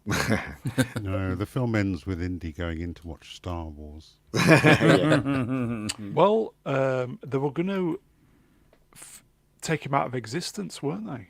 They were. So if he goes into a retirement home, that's a victory. I don't know if they're playing him as 80 in the movie, though. Are they playing him as 80? Because he's 80 in real life, right? Probably. But are they playing him as 80 in the movie? That's the question. Because I can't believe that an 80-year-old can do the things that he's doing. I think his younger stuntman, they're going to put the CGI head on the stuntman. No, they have. They have done it. They've done it. Yeah. It's either that or it's clever camera work. I mean, if you spot in the last episode of Picard when the ship deck is blowing up and everyone's jumping around and flying everywhere, and you can just spot, just out of shot, you can just about see him, that Picard himself is still standing there. He's just holding on to something so he doesn't have to fall over. Yeah. So you can hide it to a degree, but only to a degree. Yeah, definitely. Okay. So we want it to be good, but it's a long shot, isn't it, folks? But it just might work, yeah. Okay. So moving on. What's this? This is going to do a little bit of kind of politicky stuff for a moment. We're hiring. Essex Police aims to be the first country-level police force in Britain to compose of at least 50% Black, Asian, and minority ethnic officers. Yeah, that's if they step up and want to be policemen. Do you know what I mean? I don't know any of my friends that are Black that want to be police at all. There's a lot of racists in the force as well as outside. Yeah. So I don't see how they can benefit, really. Let's face it. So what gets me was a couple of things. Surely it's the best person for the job. But it says here, you can submit a streamlined application without your CV just because you're not whitey. Oh, whitey? If you're from the correct background, you get to skip the admissions process, which is... It never works. It always backfires. Affirmative action in the US for schools has the same thing. You lower the standards for a particular racial group, and that means the particular racial group gets drafted into a school or a profession which they are not equipped for, and so their dropout rate is off the charts, and they end up in a worse position than they were if you'd never tried to get them into it in the beginning. So that doesn't work. It also doesn't work on a county level. The idea of policing being community-led, which is what it always used to be. Yes. You can then make an argument from that, okay, it would be good if the police force, roughly speaking, looks a little bit like the community that it's policing. Otherwise, it does give the impression that it's an occupying force. And we never had the problem before the days of mass immigration, because by definition, the community policing would represent the community because the community was the same composition. The problem with doing it at county level, which Essex Police is doing, is that across the county of Essex, 50% of people are not Black, Asian, and minority ethnic. Agreed. That will be true, or closer to being true, in specific cities in particular, and then you can have a discussion within your police force about what you want the specific city police force to look like. Yeah. But otherwise, it's like the BBC saying we want to have 40% of the population 40% of our on-screen talent being gay or Black or minority or ethnic, which is not reflective of the population. If you want actually to reflect the population, you're going to have to sack every gay weather person to get it close down to the 3% figure that's supposed to exist. And then, of course, the ultimate trouble, as you mentioned at the top, Brown, is that if you're not hiring people based on talent and ability, you are going to hire people who probably aren't going to be very good at their job. And there are all sorts of problems that come as a result of that with corruption and community policing or community organizations generally. San Francisco is a really good example of how that will work. San Francisco introduces all of the laws for demography representation. It increases bureaucracy to no end. And then as a result of that, to get around the bureaucracy which doesn't work, you find people from ethnic groups go to employees from ethnic groups and just get back alley deals to get around the requirements of bureaucracy, which is not how you build a cohesive society. Didn't the Royal Air Force do something similar, and that didn't end well? Oh, the no white people apply thing. Yes. Yeah, that wasn't good. That didn't end well, did it? No. I have a friend that's in the police force, and she was bullied no end. She's kind of Asian looking. She's not Asian looking, but she has that type of color skin and stuff. And she was bullied to no end. She did the she was uniformed, and then she became DI, and she just said she couldn't stand it. She couldn't stand being bullied for the color of her skin. So it still exists. Racism in the police force still exists. So I don't see why getting more people of color, and a lot of people of color will not apply for this. Otherwise, they wouldn't be advertising. You know what I mean? So they're not interested in being part of the police force. As I said, No, I mean- I wouldn't have a problem with this if they were the best people for the job. Yeah, but I think this is pointless because, as I said, I know I know a lot of people of color. I actually live in a state with people of color, and they all hate the police. You know what I mean? So Well, there the probably is police, yeah, that's that's the problem. You see, that's the This thing. So, this was a quoted tweet by a political commentator that I follow on the Twitter, and I thought, okay, I'll go on the Essex Police site on Twitter site. I trawled through all their Twitter stuff, and I couldn't find this, so they've probably deleted it. yeah, because it doesn't make any sense, does it? I mean, as Ben says, you have to hire people who can do the job. It's Cheers, Andy. because of the color of your skin doesn't automatically mean that you deserve the job. Do you know what I mean? So And it's also, I mean, it built up a backlash because if you poll the majority of British people today, you will find that what they believe is that the police are not enforcing the law, Yeah. not that the police don't represent the people against whom they're Well, enforcing wearing the law. rainbow stripes and stuff nowadays. Yeah, which is all nonsense. I mean, it goes the whole Peelite principles from which the British police was founded have been completely forgotten in all of this, and this is kind of another expression of the forgetting of the original principles of the police. But the sad thing is that it becomes kind of necessary because that kind of policing by consent only works if you have a population in which has a huge degree of natural trust, and you can poll different countries the amount of trust in civic institutions and between members of the population. And the lower the trust level, the more the police has to be very assertive, much more like the French police, which is much more militaristic and antagonistic. And then it does become like an occupying sort of armed force, because that's the only way you can enforce law in a population that doesn't trust itself to enforce laws against itself. And unfortunately, we do live in a society where one inconvenient fact of which being more Muslims went and joined the Islamic State in 2012 than have joined the British Army in the last 5 years. So that's a problem within society, and the police can't answer that problem. So in a way, this is just a symptom of the problem and not the cause of it. it's true, absolutely true. But there you Crazy times we live in. go. We do. Best. So, Essex police say that this is a fake. Really? Do Yes. they? Right, okay. Maybe that's why I couldn't see it then. It's distinctly possible, but it's also a problem in that it's so believable if it is a fake, because Yeah. at the same time as this is presumably coming out, you have the situation up in, it's not in Batley, although Batley in Spen has the teacher who's still living in hiding. I used Yeah. to work I in think Batley. in the neighbouring constituency you've had the autistic kid Wakefield, who has been yes. who's been expelled from school and has been driven into hiding because his family have faced arson threats because he accidentally scuffed Dropped. a copy of the Quran. Yes. And the police chief of that particular constituency Wakefield. appears alongside what we always have to call community leading groups or community interest groups and the leaders of community interest I saw groups, and that. just Awful. and nods along as the head and the chief imam of that area says, we will never allow the Quran to be desecrated. We will fight. We demand more. And the police chief is nodding along with this because, of course, the problem isn't that an autistic kid has been expelled from school and driven into hiding because of threats of arson. No,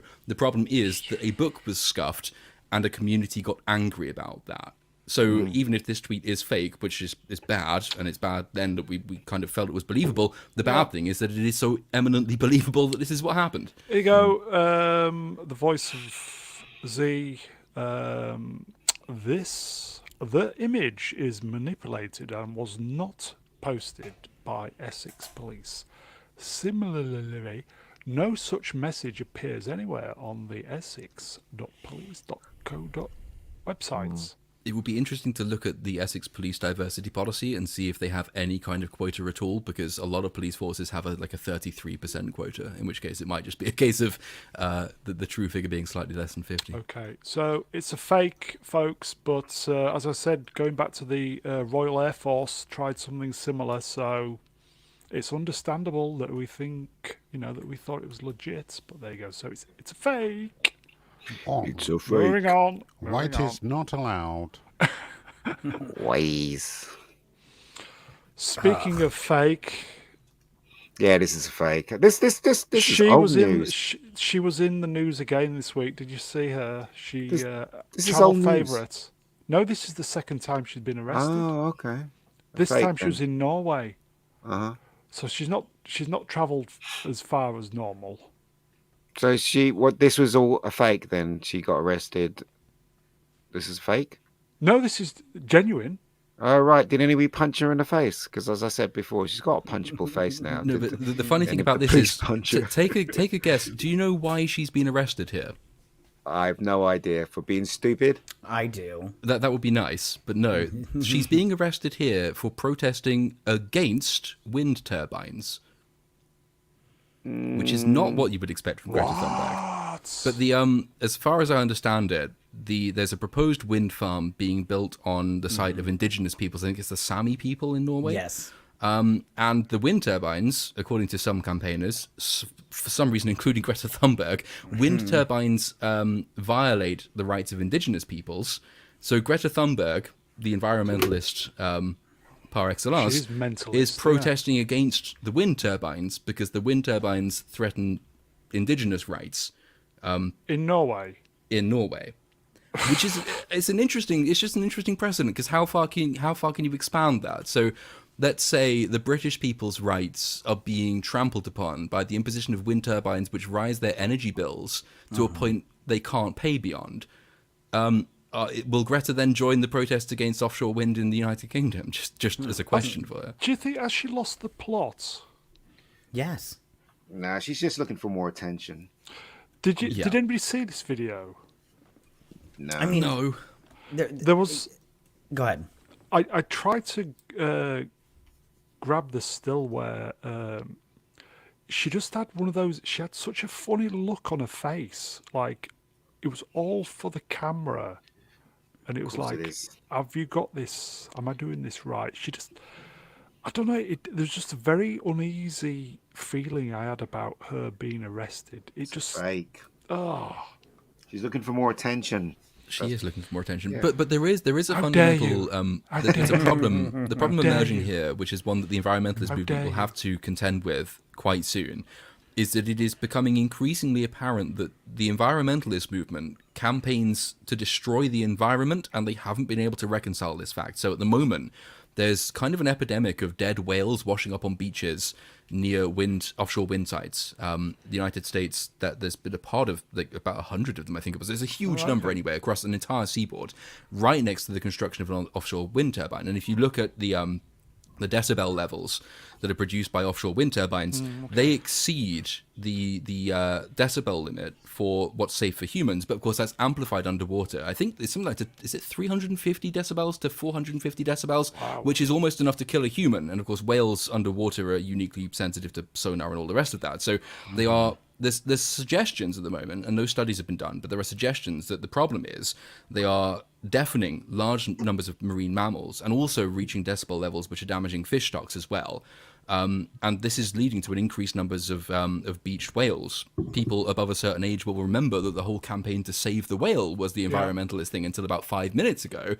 Whereas now the green lobby has to confront this trade-off. What do we want to do? Do we want to generate masses of offshore wind, or do we want to save nature? Because that's our claim, right? We want to do offshore wind because it saves the environment. Oh shit, we're killing the environment. Right. How do you reconcile that? And also, how do you avoid trampling on indigenous rights and all the rest of that? So it's an interesting dilemma they're facing. And it turns out as well that certainly in the United States this is the case. Someone in I can't remember, it's one of the eastern seaboard states has had to introduce legislation because they discovered that absolutely no environmental impact assessments are being done on the creation of offshore wind sites, because that's been waived in a bid to spur the creation of more offshore wind sites. So nobody knows for sure how much this is damaging whales or whether it's responsible for them, because in order to So build... it's their fault. Well, it looks like Indirectly. that. But the thing is, we're not allowed to know that, because knowing that would be inconvenient. So we don't even test it now when it comes to building the offshore wind sites. Okay, so she... What do you want to do? Do you want to save nature, or do you want to save it by destroying it? So... How dare you? How dare you? So in a nutshell, she's protesting about a problem that she's created. Yes. It's like... But what matters more? And this is the question that no one has ever asked of these environmentalists. What matters more to you? Whoa. Is it renewable electricity, or is it everything you destroy to create renewable electricity? Because you cannot do both of these Nuclear things. These things folks. have trade-offs. Well, this sounds like misogyny to me. I just want to throw that out. Yeah, Lord. Okay, we'll just do a quick super chat before we move That's on. her. They're dragging away. Yeah, she just... Yeah. Doesn't look like her. Yeah, Well, she has gained significant weight. Oh, so- okay. Going back to the previous story, Hostman says for $5, I wonder if these twerps would get in a huff over a Bible being desecrated. No. It's sheer double fucking standards, mate. Okay, Double so standards. Thunberg being arrested for a problem that she's created. Who's Benny Johnson? He's like a right wing radio personality. He has a YouTube channel. I don't know if he's on the radio actually, but he has a YouTube channel, and yeah. Here you go, folks. F. McPherson. 270 decibels is the highest level you can have in water. After that, it becomes a shockwave. Which I think is partly the argument, because There they are producing decibel levels which are already damaging to the hearing faculties of any creature that relies on sonar. So that's damaging marine mammals like dolphins and whales and things. But there is suggestions as well that it's damaging fish stocks, because the decibel limit is exceeding just the level at which it will damage sonar-based life forms, whatever you would call those. And it is also creating sort of miniature shockwaves effectively for a duration, for a distance around the wind turbine itself. The answer to all of this is really short. It's nuclear, and Nuclear. on we go. Yeah, here you go, John Z.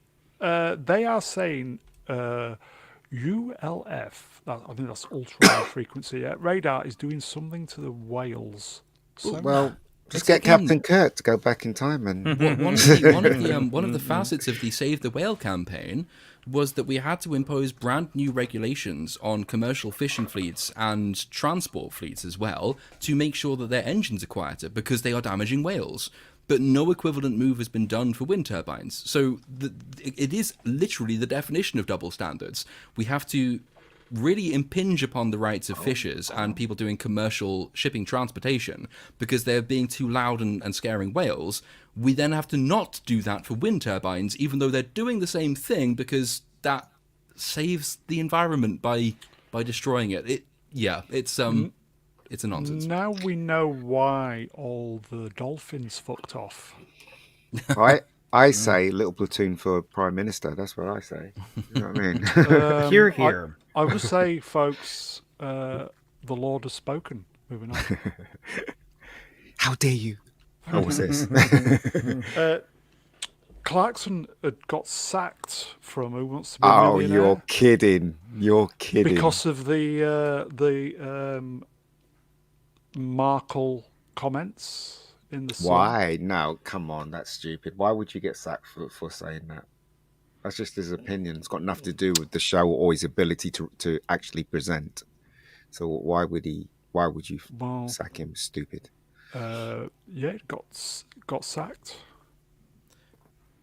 But Although they've denied that now, haven't they? I don't care They about have, Millionaire. yeah. I want Clarkson's Farm season 3. Clarkson's Farm. yeah, I saw a little clip of that. It looked so funny. He's so old though. He's going to drop dead one day. That fella. I'm telling you. F. McPherson asks, "Who is Markle?" That's She a wants her great- privacy, by the way. Yeah. private set. Prophecy. We want our prophecy. It is telling because South Park have done that, and is it Chris Rock? There's a black comedian, a big black comedian at the moment. I think it's Chris Rock, but it could be somebody else. Rock. Who's also apparently going to be taking on Meghan Markle in his upcoming stand-up routine. And so when you've reached the point where you are just the butt of jokes, even in the country you left to get more public support, you're probably on the way out, and not before time. Well, the argument could be met that the book sold really well, and that they can see it that they are being supported by the public. It's just the media that's having a go at them. That's probably the way they're seeing it, based on the amount of sales the book did. You know what I mean? So Here you go, folks. Melvin Deeply. The dolphins went home to their own planet. We know this from so long, and thanks for all the fish. yeah, they did, yeah. Here you go. Smilex. Oh, that's harsh. Yeah, he did. F. McPherson says, Chris Rock live on Netflix. Yeah, he's on. Yeah, I was going to watch it today, but I had to go out. But I'll probably catch it later. Okay, so the story was that he'd got fired from Who Wants to Be a Millionaire, and his contract with ITV had been terminated. And then the following day, he posted this saying, "Complete load of bollocks." Well, yeah, I hope Amazon take the same decision because I think Clarkson's Farm season 2 was again its most watched original production during its original run, much like the first season was, and it will be good if that happens because there's a shortening duration of time now. Once upon a time, it used to be enough. Companies would look on Twitter and say, "Oh my goodness, there's an outrage. Let's sack the guy." But it is slowly becoming clear to these people that actually Twitter outrage and real life outrage is not the same thing, and Hogwarts Legacy demonstrates this incredibly well. And so if ITV have reversed their decision... I don't think the decision was reversed. It was just a fabrication. It was a lie, yeah. It was a lie. Well, they were pushed back. Well, I mean, it was very widely reported that they had made that decision, but maybe they hadn't finalised the making of the decision. Yeah.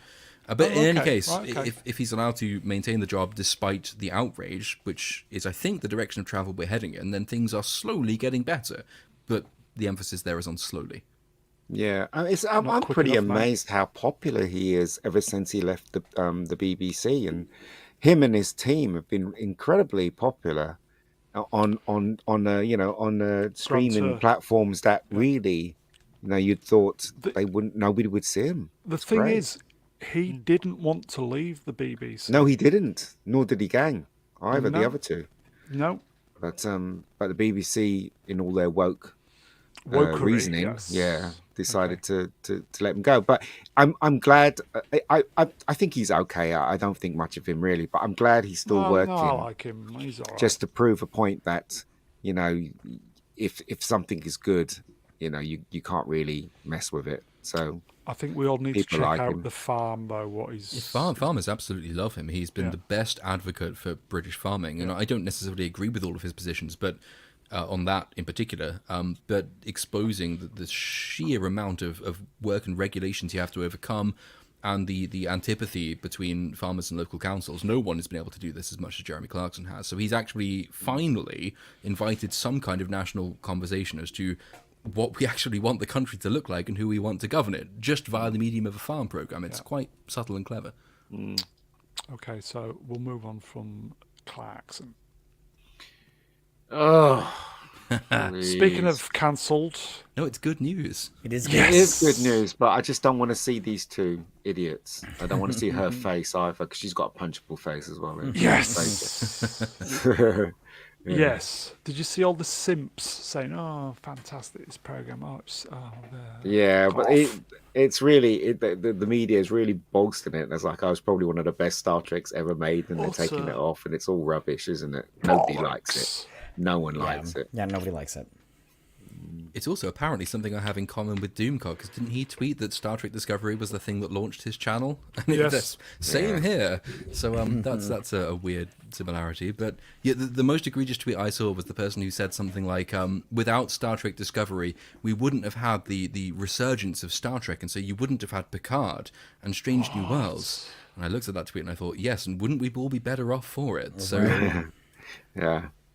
I'm glad they basically, moved away from this, because remember their portrayal of the Klingons was Yeah. Oh, looked God, yes. completely different, didn't it? And it's like, what was that all about? Why did they even do that? I think it would have been a decent series, but they sacked Nicholas Meyer and Brian Fuller,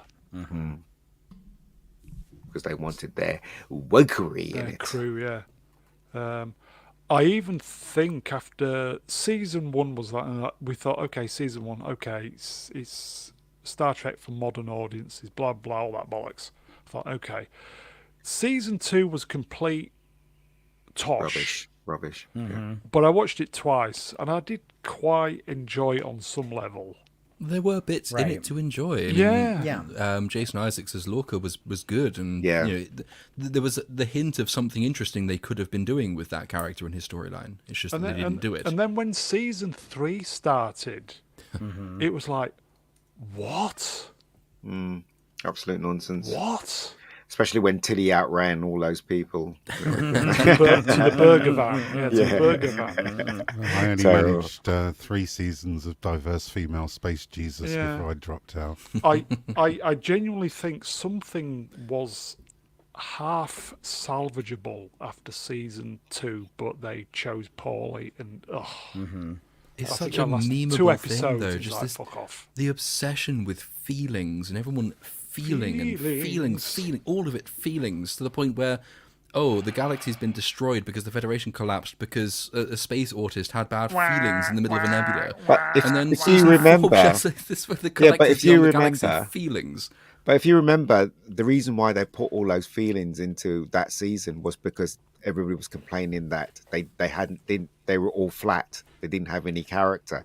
So the writers, in all their glory, decided, we're going to make them have characters now and put feelings in there, Just and that's how it therapy started. in Utter space. fucking tosh. Yeah, There was That's how it only started. Saru that was the guy on the right. Is it Doug Jones? It is Doug Jones. He was the best thing out of the program. I agree. it's a Quality shame, really, because actor. it could have been something really good, couldn't Yeah, it? I think it could have been something good. Yeah. And also, everybody keeps saying she's the first black captain of a starship. Rubbish. Have you seen Star Trek 4? There Right. was a black woman, and she was a captain of a starship. So I don't Yeah. know what they're talking about. So there you go. So much potential. I'm kind of looking forward to season 5 just to see how self-righteous and insufferable. it can Nah, well, possibly you get, good luck because- with that. Well, every time I've seen all of them, and every time I thought it can't possibly get more up its own arse than this, it somehow managed to do that. So Right. yeah, Is what's the name on it? Stacey. Abrams. Yes. Oh yeah, when it actually Is she, endorsed a is she going to be failed, back on it? Is she gonna be failed back on it? Georgia governor as the president of Earth. Yeah, no, I hope she won't be, but she could well be. You know what? They might actually try and make this one non-woke and good, watchable. and Burnham might get smacked in the head or told to shut up. You never know, because it seems everything's going that way now. They're suddenly realizing that woke is not the way to go when it Nah, comes it's to TV fucked. shows. Nah, it's fucked. Picard season 3 saved the best for last. I doubt Yeah. it, if only because Yeah.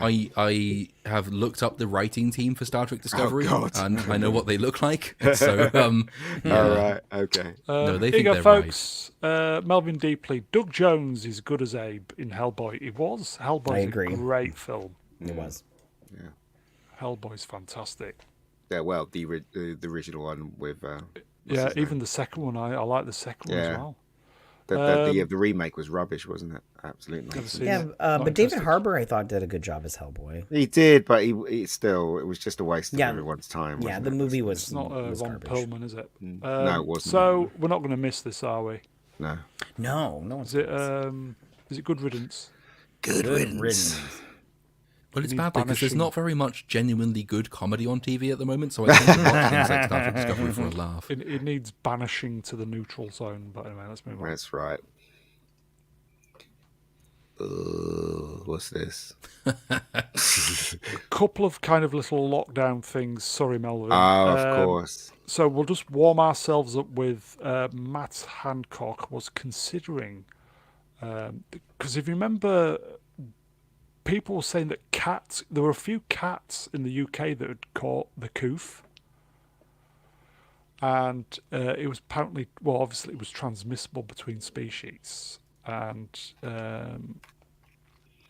they were considering killing everybody's cats to stop the spread of the coof during the pandemic. Really? Yeah, What an idiot. Seriously, what a that wouldn't have gone down very well, would it? No, it wouldn't have. It would have gone down as happy as killing John Wick's dog.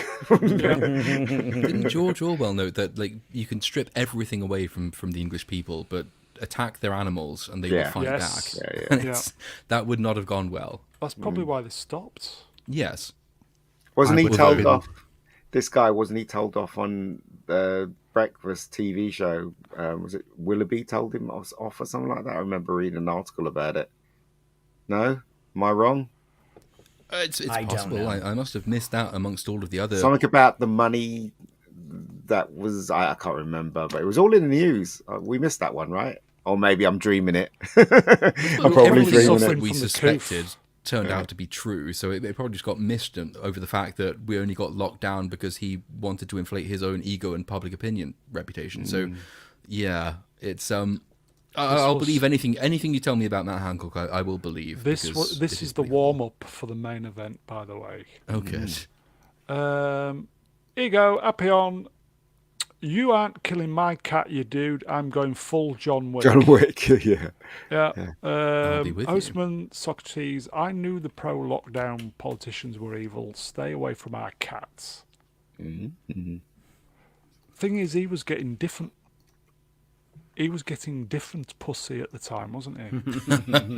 It was Not the indeed. only one. Neil Ferguson, Professor Lockdown himself, did the same thing. He broke lockdown to go and have an affair with a married woman, whilst telling us all we weren't allowed to leave our homes. It was a work event. I was a worker. Oh, yeah. Well, if she was a prostitute, I'd believe you. But A wise man once told me many, many years ago, stiff cock has no conscience. That's so true. So true.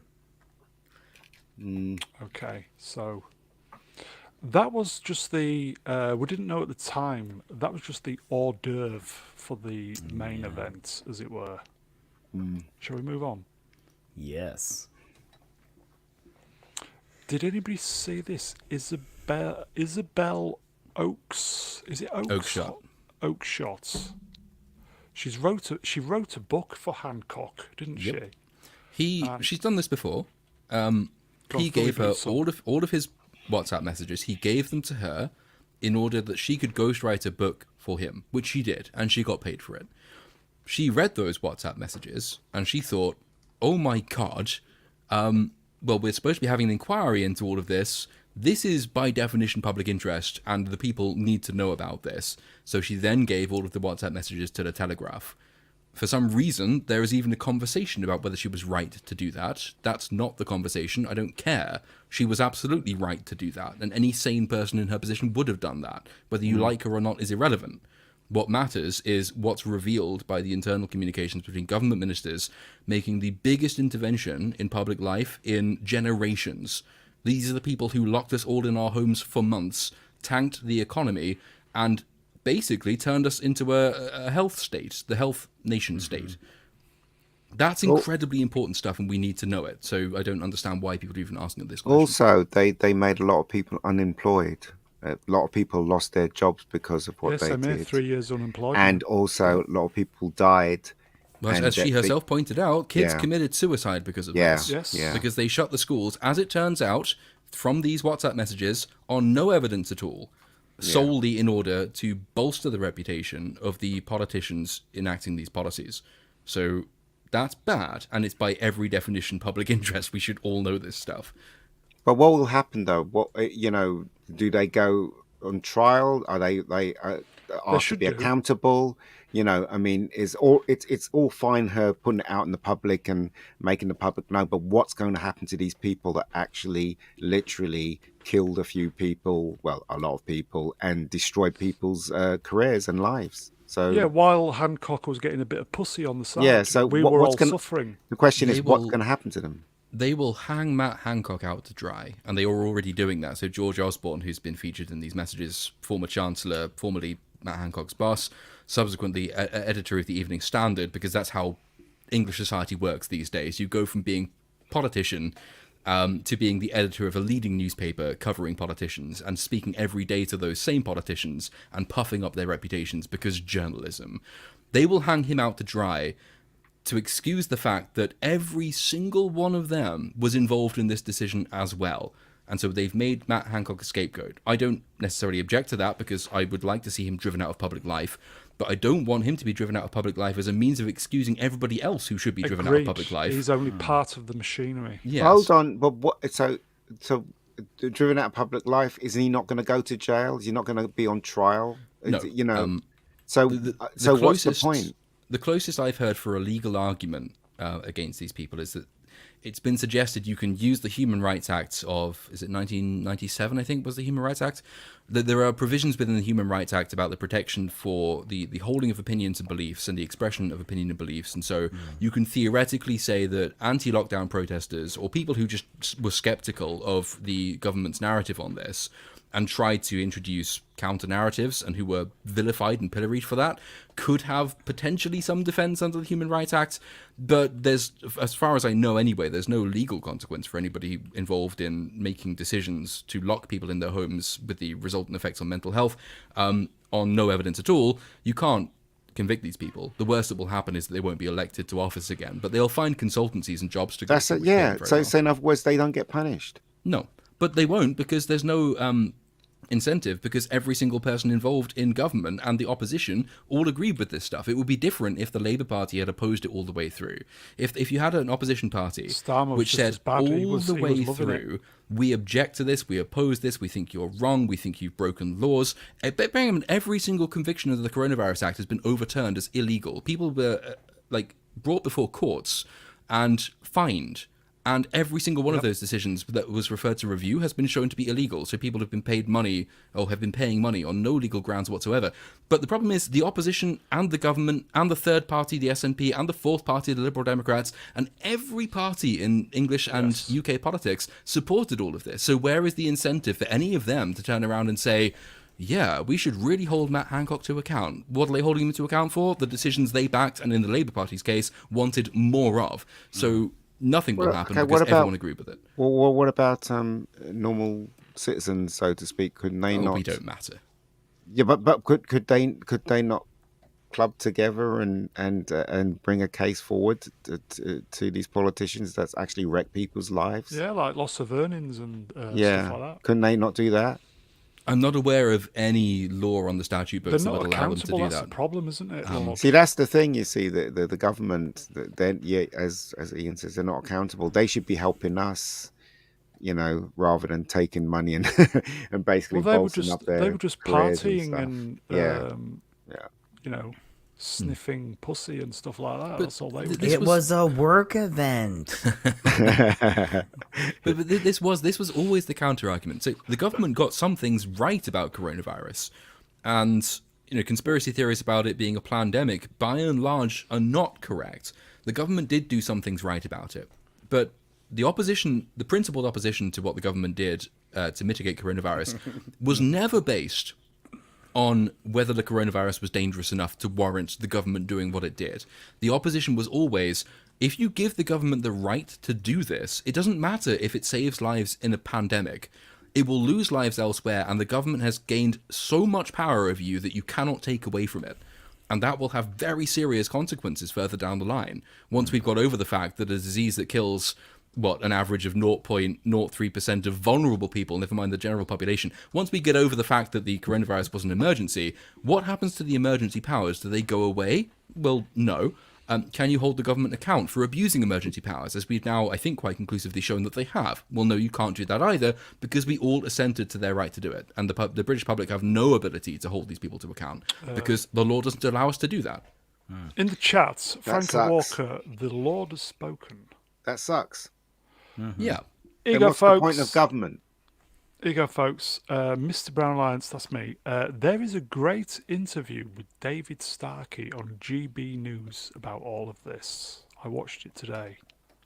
You know when you watch YouTube and you get bored after about 2 minutes and turn it off? I think the interview was 22 minutes long. And it was riveting.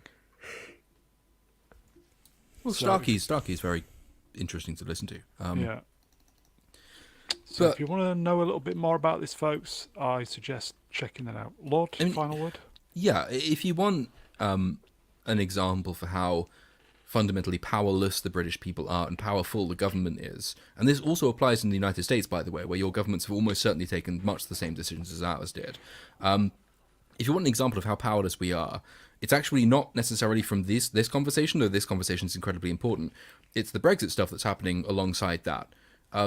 You might remember that in 2016, whether you agree with the decision or not, a pretty decisive number of the British people voted that we should get out of the European Union, out of the jurisdiction of the European Court of Justice, and restore sovereignty to the parliament of this country, and so by extension, the people of this country.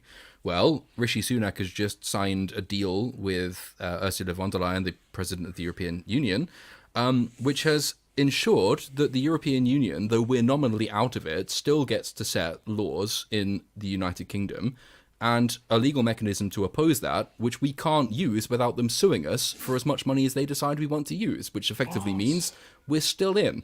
So the biggest democratic exercise in this country's history, with a pretty clear result, has led to politicians finding a way of returning us to the status quo ante. So if you have a vote and the British people very clearly say we want this, the politicians will say, okay, we hear that, and we're now going to ignore that and do the opposite. The same thing happens with coronavirus legislation. It's the same reason you won't see any politicians really brought to account for this, because politics and the popular vote have been divorced from each other entirely. And it's worth reading the Telegraph's lockdown files, just looking at the WhatsApp messages about the contempt in which Amazing, the voters were amazing. held. Matt Hancock saying, we need to drum up fear in the population. When do we unleash the new variant? Which basically means when do we tell people about it to draw up fear? We need to silence opposing and dissenting voices. We need to get rid of scientists who don't agree with us. All of this is all linked. Complete contempt in which the people are held, and the people have currently no legitimate, non-violent means of doing away with these people. And that's going to be dangerous in the long run, because if you stop the people having a say in their own affairs, and you don't allow them to change the course of their country, and you don't allow politicians to be held to account, people will get very angry about that. Two-party politics is long dead, and this just proves it. So anyway, okay, shall we move on? Yes. Please. That was well said, by the way, Lord. Well said. Moving Found on. out halfway through. So, This is kind of connected with the Coof stuff. Anybody see this Russell Brand? Yes. what did he do now? It was just tying knots around. Was it angry? MSNBC's John. Haleyman. Yes. Who is he? Is he American? Yes. Is he a presenter? He's obviously a big presenter, isn't he? Is he a news anchor? Matty? I don't know. I don't watch MSNBC, but I did watch this clip of them going back and forth, and I have to say I like Russell Brand. I watch his podcast, YouTube channel, and Here you go, folks, on YouTube.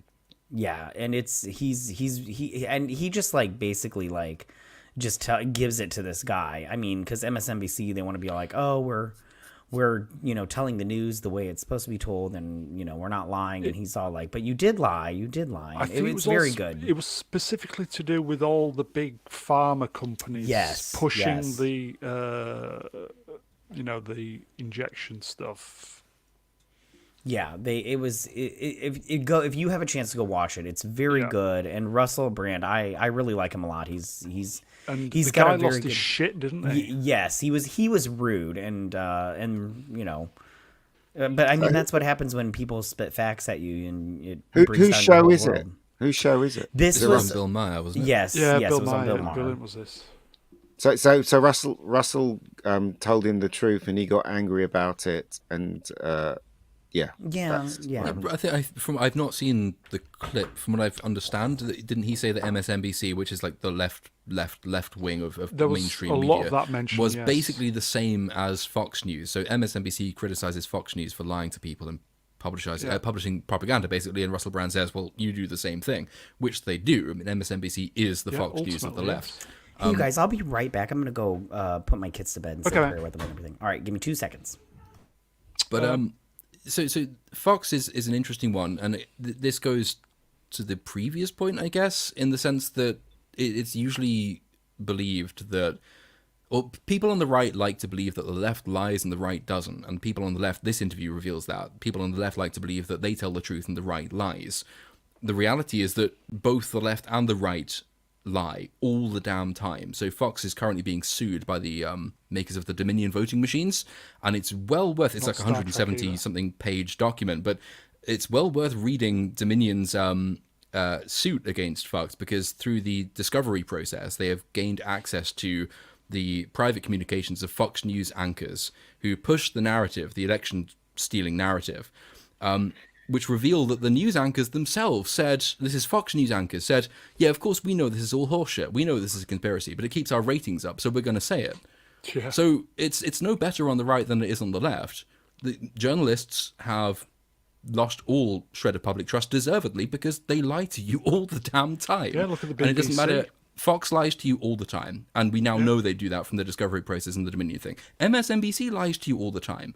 So the answer is not to say, I hate the left because I'm a conservative, or I hate conservatives because I'm on the left. The answer is to say, actually, both conservatives and the left are full, and well, at least they're represented by complete shits, and we shouldn't trust any of them. I'd like to think we're all centrists on here. Yeah, to a degree. Or just non-aligned. We really need, because ultimately this is just tribalism, and this tribalism is fucking this planet up ultimately, and we just need to get rid of all this shit. Sick of it. Yeah. You know, they're just, if you put one in, they're just as bad as the other, and they're just out for themselves. Yeah. All of them are. Yeah. Yeah, the answer to Biden and Clinton is not Donald Trump. Because Donald Trump is a very effective communicator, and you know, he got some things right, but he also tells a huge number of lies. He is the Clinton of the right. And he will lie everybody's to well off, though. bolster his own reputation. When he was in, everybody's well off, but anyway. Yes, there is that.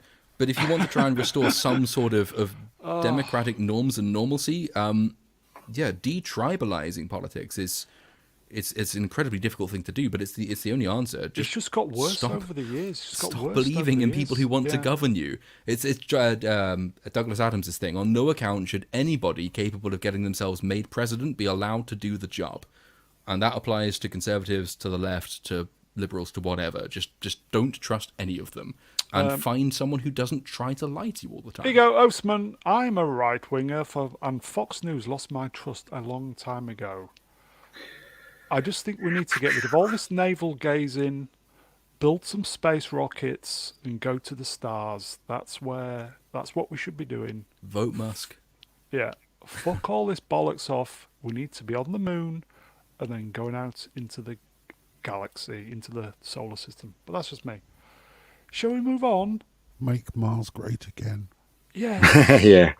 Make Mars great again. Yeah, I love that chocolate bar. Lovely. Let's move on, folks. Anybody see this? Ooh, did they build that? Is it working? Neil Blomkamp is, I think he's doing a video game at the moment. And somebody just mentioned something about RoboCop. And ED209 was mentioned. And then he just posted this photograph saying, I commissioned somebody to build me a ED209 life-size in 2014, and he posted the photograph. Wow. And that's Fantastic. it. Fantastic. How fucking good does that look? That's just Yeah. showing off. You're gonna need a bigger living room to put that in, aren't you? So Yes, Yeah. Mr. Blomkamp, that's just showing off. It looks great, though. How does. great is that? awesome. Thing is, that if you've got a shitload of money, you can do things like that, and there's nothing wrong with doing. If I had a shitload of money, I'd have one. I'd have a Dalek as well somewhere. I think Neil Blomkamp would be the... If we couldn't get Paul Verhoeven to do a new RoboCop film, because there's been so many stories of a sequel to the original RoboCop, and I think genuinely Neil Blomkamp would love to do a proper RoboCop movie. I think he'd be better because he had ideas for the Alien sequel, Yeah. and his ideas look awesome. So I think Did he'd he be better do with Alien. District 9? Was that He yours? did, yeah, he did. Great film. It is. Here you go, Smilex. Phil Tippett as one of those two. Mm. Yeah, Phil Tippett's amazing. When he was in his prime doing animation, Empire. it was amazing. Did yeah, Empire as well. he did. Yeah, he did. I think RoboCop. Responsible for Such a creating great Go film. Motion, I think, as well. Yeah. RoboCop is such a great film. Yeah, stop or there will be trouble. Yeah. Bitches, leave. Leave. Brilliant. Here you go. Yeah, he also did Asylum. Yeah, he did, yeah. That was okay. Elysium. Yes, Elysium. that as Elysium. well. I was massively disappointed with that. No, it was all right. I thought it was okay. Yeah, was it? Yeah, I kind of liked it. It was enjoyable. I don't know. I think I was disappointed. Did you? Matt Damon. You didn't like Matt Matt Damon? Damon. District 9 is a great film. It was the first one he did. He started with visual effects, didn't he? And he did an amazing job on that film. Absolutely amazing. Here you go, Stuart Mitchell. I'd buy that for $1. So would I, mate. Okay. Neil Blomkamp showing off. Moving on. Fantastic. Oh, Did anybody see this? It did make me chuckle, this. does look like him. I don't know. Is the guy called Jim Paul? Can't read that. My eyes are shot. Yeah. God, he looks like the Hood. He does, doesn't it? He does look Because like we're all him. massive fans of Jerry Anderson, are we not? Oh yeah. Who played him in the movie? In the movie, it was Ben Kingsley. That was wasn't it, Ben Kingsley. Yeah. Ben Kingsley. It's He just does look like brilliant, him a lot. Yeah. It does. It's pretty amazing. Here you go, happy on. Yeah, it's the eyebrows. And the bullet. F. McPherson. That's his Anderson puppet. I think somebody sent him it, you see, just to do the photograph so they could tweet it to the Jerry Anderson. Who's that guy he used to hypnotize Gorano? And his eyes used to glow. Do you remember that in Thunderbirds? Yeah, well, he was the waiter. Sorry, Yeah. the chef or Yeah. Used to um, hypnotize him or something. Can't remember. the serf for the island. Yeah. The Oriental looking. Am I allowed to say that nowadays? I don't know. Are you? I don't know. Got to be careful with the language. All these people have weaponized everything, haven't they? Yeah. But anyway, okay. Oh, sorry. Go ahead. Go on. No, I was just going to say, it did make me laugh. It does look like the Hood. As we said previously, Jerry Anderson never got the... I don't think he ever got Recognition. Yeah. the... Yeah. Yeah, did he? But shall we move on? Moving I along. will say, tatty bye, F. McPherson. See you Wednesday. Here you go, Z. This is for you. Are you going to wake up now from standby? Fungus and No. I think he's shut down. he needs an oil bath. Unless if he's giving fellatio to Fungus Unglowing. and 30 million worth of its products to. Why? because they can't sell them. $30 million worth of its products, and I'm assuming they're all Star Wars as well. Well, Disney Star Wars, definitely. The next photograph, I think Z posted this. They're all rose teacups. Yeah. In the chat, here we go. Edge of Time. Hello, Edge. Good riddance, Funko Zombies. Has anybody got a Funko Pop? I've got No. one. I've got one. What have I got one of one of the Doctor Who's. Can't remember which one though. Somewhere here. Z, are you awake? No, he's not. No, he's gone. He's definitely gone. It's I've got a just it's Stormtrooper one. Sorry. never a good sign that a franchise which, even at its worst, could reliably sell merchandise, apparently can't do that anymore either, which is not good from a Star Wars perspective. Yeah, but they're not suffering according to them. They're a huge success. I genuinely feel sorry for these companies who pay good money for official licenses, yeah, and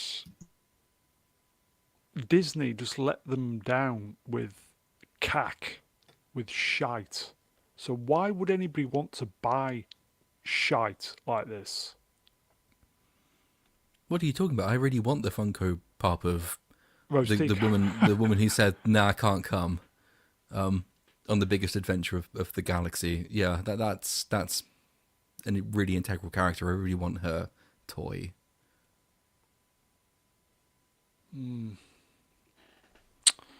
Never mind. Here we go. Gui Ramos Funko look so cheap when compared to Japanese collectibles such as, what's that, Nendoroid? Wow. Yeah, Nendoroid. I'm not sure what that is, but I'll take your word for it. No, yeah, no, I don't know what it is. Okay. We will ask Z if he's awake before we move on. Z, are you awake? No. He's asleep. He's He's gone and shut shut down down. for the night, folks. Okay, so we'll move on. Anybody see this? This is the new Alien movie. This is going to be great. I can just feel it. Wait, there's another Alien movie? Yeah, it starts shooting this month. Isn't it a TV series? Well, it says there, Alien movie. Because the last report I heard was they were making an Alien TV series. I think that's a separate. Oh, is it? Yeah, is that Noah? What's his face? His pet project. The guy I who have was going to no do Star idea. Trek 4. No idea. All I know is that's a diverse cast there. Right there. If that's the people that are going to Yeah. be in it. And they're very young, aren't they? They're all young. No John Hurt. Yeah, Gary's called it the CW's Alien. Well, when you see something like this, you know it's not going to bode well. It's not going to be a good film. You know, it's obvious what's going to happen. But anyway, good luck to them. Yeah. Yeah. No. It's a bad sign, I think, when you can look at the casting call and say, no, I'm pretty sure this is going to be shit. But here we are. Yeah. Well, as I said, you know, these people think they know what they're doing, and they know that the audience that's out there, but they don't have a freaking clue, do they? Do you know what I mean? So people just want old-fashioned stuff. I'm totally convinced of that. They just want to buy their popcorn. They want to go in there. They want to Be entertained. be entertained, and then come out and go home. That's what they want. I didn't Don't even know wanna they be were preached doing at. another Alien film. So is this a sequel to Covenant, or is this something else entirely? No idea, because I didn't. All I was aware was the guy who was going to do Star Trek 4, Noah something, I can't remember his second name. He left that to do a TV series of the Earth That's all I knew as well. set, Earthbound Alien. And this just popped up, Alien movie. It looks bad. It looks real. It looks rubbish. That Did- cast just don't want me. I don't want to watch it. If that can't, for some reason, I just feel like I can't watch this. Did I misunderstand? Did a director who was attached to do an Alien movie left the Alien movie to do a TV show? The guy was Star called Trek. Noah. Oh. Yeah, he was going to make a Star Trek movie, and he quit to do an Alien TV show. Yeah. Right. Yeah. And that's the Alien TV series is the one that's going to be set on Earth, apparently. Thing is, what more can you do with the Alien Fuck franchise? knows. That's Here you go. insane. Stuart says listed on Internet Movie Database as untitled Alien. It basically means that it's nowhere. It's probably not got funding when they do this. They put it on IMDb so they can get some traction. Okay. And they have reports in famous Hollywood magazines, so they can get some traction. Well, it starts shooting in Budapest this month. That does. Well, maybe, but the chances that they have the full budget is very low. So, Here you go. M. Duke, Alien, the high school kids. Yeah, they are all. I'm all for having younger cast members. I think that's good. But Alien has always been a pretty gritty story about, very down-to-earth, rugged people who work the equivalent of manual jobs in space. And none of these people look to me like they work on like a terraforming plant or a mining rig or anything that we know of from Alien. They all look way too young to have jobs in that domain. And to convey that ruggedness that the first Alien film in particular really did convey, it's... I don't understand why. Even look younger than the main characters from Starship Troopers, and they were supposed to be young. Well, yeah, but I mean, they were supposed to be soldiers and Marines, so you could understand why they would be young-ish. But at least they looked like they'd seen action at some stage. No, maybe they've turned it into Alien in a high school or something. Do you know what I mean? In space. Do you know what I mean? It's the logical next step. There's a space high school, and a xenomorph impregnates it. It's Xenomorph lives matter. They're the stunning and brave baristas for the Wayland Yukatani Corporation. Yeah. That's what it looks like to me, though. Seriously, like high school thing. Fede Alvarez directed the Evil Dead remake and Don't Breathe. As long as Disney don't want to make it a kids movie, this could turn out decent. But it's a kids movie in the sense that everyone in it is a kid, Right. and I say that as someone who isn't especially old. But I want rugged. Where is the rugged character? Where is John Hurt, as was mentioned earlier? No, I don't know, mate. It'll be fascinating to see what the setting of this is. Alien Beverly Hills, obviously. Alien 90210. Thing is, though, you can't. Very They good. should stop trying to make Alien films. They should stop trying to make Terminator films because it's the same story, Right. and it's never going to be as good as the original. I've to answer my own question, this is the HR department for Wayland Yutani. It's never going to be good. That's the problem, unless it's a script, a genius piece of script writing. It's never going to be good. Okay. Shall we move on? Do it. Do it. In fact, we'll give the last word to Aftermath. Buffy the Alien Slayer. Now that I'd probably watch. Yeah, probably, yeah. Can't be any worse, can it? There we go. Wait, if Z's woken up, you can ask him if he has any of the Funko Pop things. Z, What? hello, you all right there? Yes, I'm fine, thank you, Susan. You missed a story about you. Did I? I'm so sorry. It wasn't about you. Shall we recap? I had to go and put someone to bed. Wasn't Uncle Owen, was it? Yeah. Here you go, Smashed my Z. cheeks in. Here you go, Z. This is just for you. Fill your boots, my friend. You'll have to describe it to me. Why can't you see the screen? No. Oh, okay. For some reason, I've maintained my connection to the stream, but I can't operate YouTube. And what I have on my StreamYard screen right now is a tweet from Jeremy Clarkson about who wants to be a millionaire. And I'm trying to watch the remainder of the stream on a 3G connection on my iPhone 8. Oh god, it's high quality. This is So production I am values connected. are through I the can roof. see what's on the screen now. I don't have that one. No, but you posted this. Rose Tico. Yeah, I mean, most of them are going to be Rose Tico or Admiral Holdo or Ray. Admiral Holder. Because What a nobody horrible wants person. these Funko Pops. Yeah. And they Yeah, nobody overproduce wants them. They overproduce them for the Mandalorian. Overproduce them for Book of Boba Fett, and nobody wants, variant number 20 of the same fucking action figure. There's only so many Baby Yodas you can have True. on your shelves before it looks like you're mentally ill. And one is pushing it. We were just saying that obviously Funko Pops paid good money for the licensee. Yes, I'm sure they thought they were going to be quids in, but unfortunately, when you oversaturate Disney. the marketplace, Disney shite. yeah, Yeah. with a horribly unsuccessful product tied into a series that nobody watched. I mean, there's a reason that we haven't seen any Andor Pops. Hold on, it says they're Rose boring, on the aren't they? box. What's the real actress's name? Is it Rose Tico, or is the character called Rose Tico? The actress is Kelly. Kerry Marie Tran, isn't Yes. Yeah. So why did it say Rose on the box then? Because that's her Rose- character's name. it? She Oh, I Tico. see. Oh, okay. Yes, it's a dozen roses. Ooh. Yes.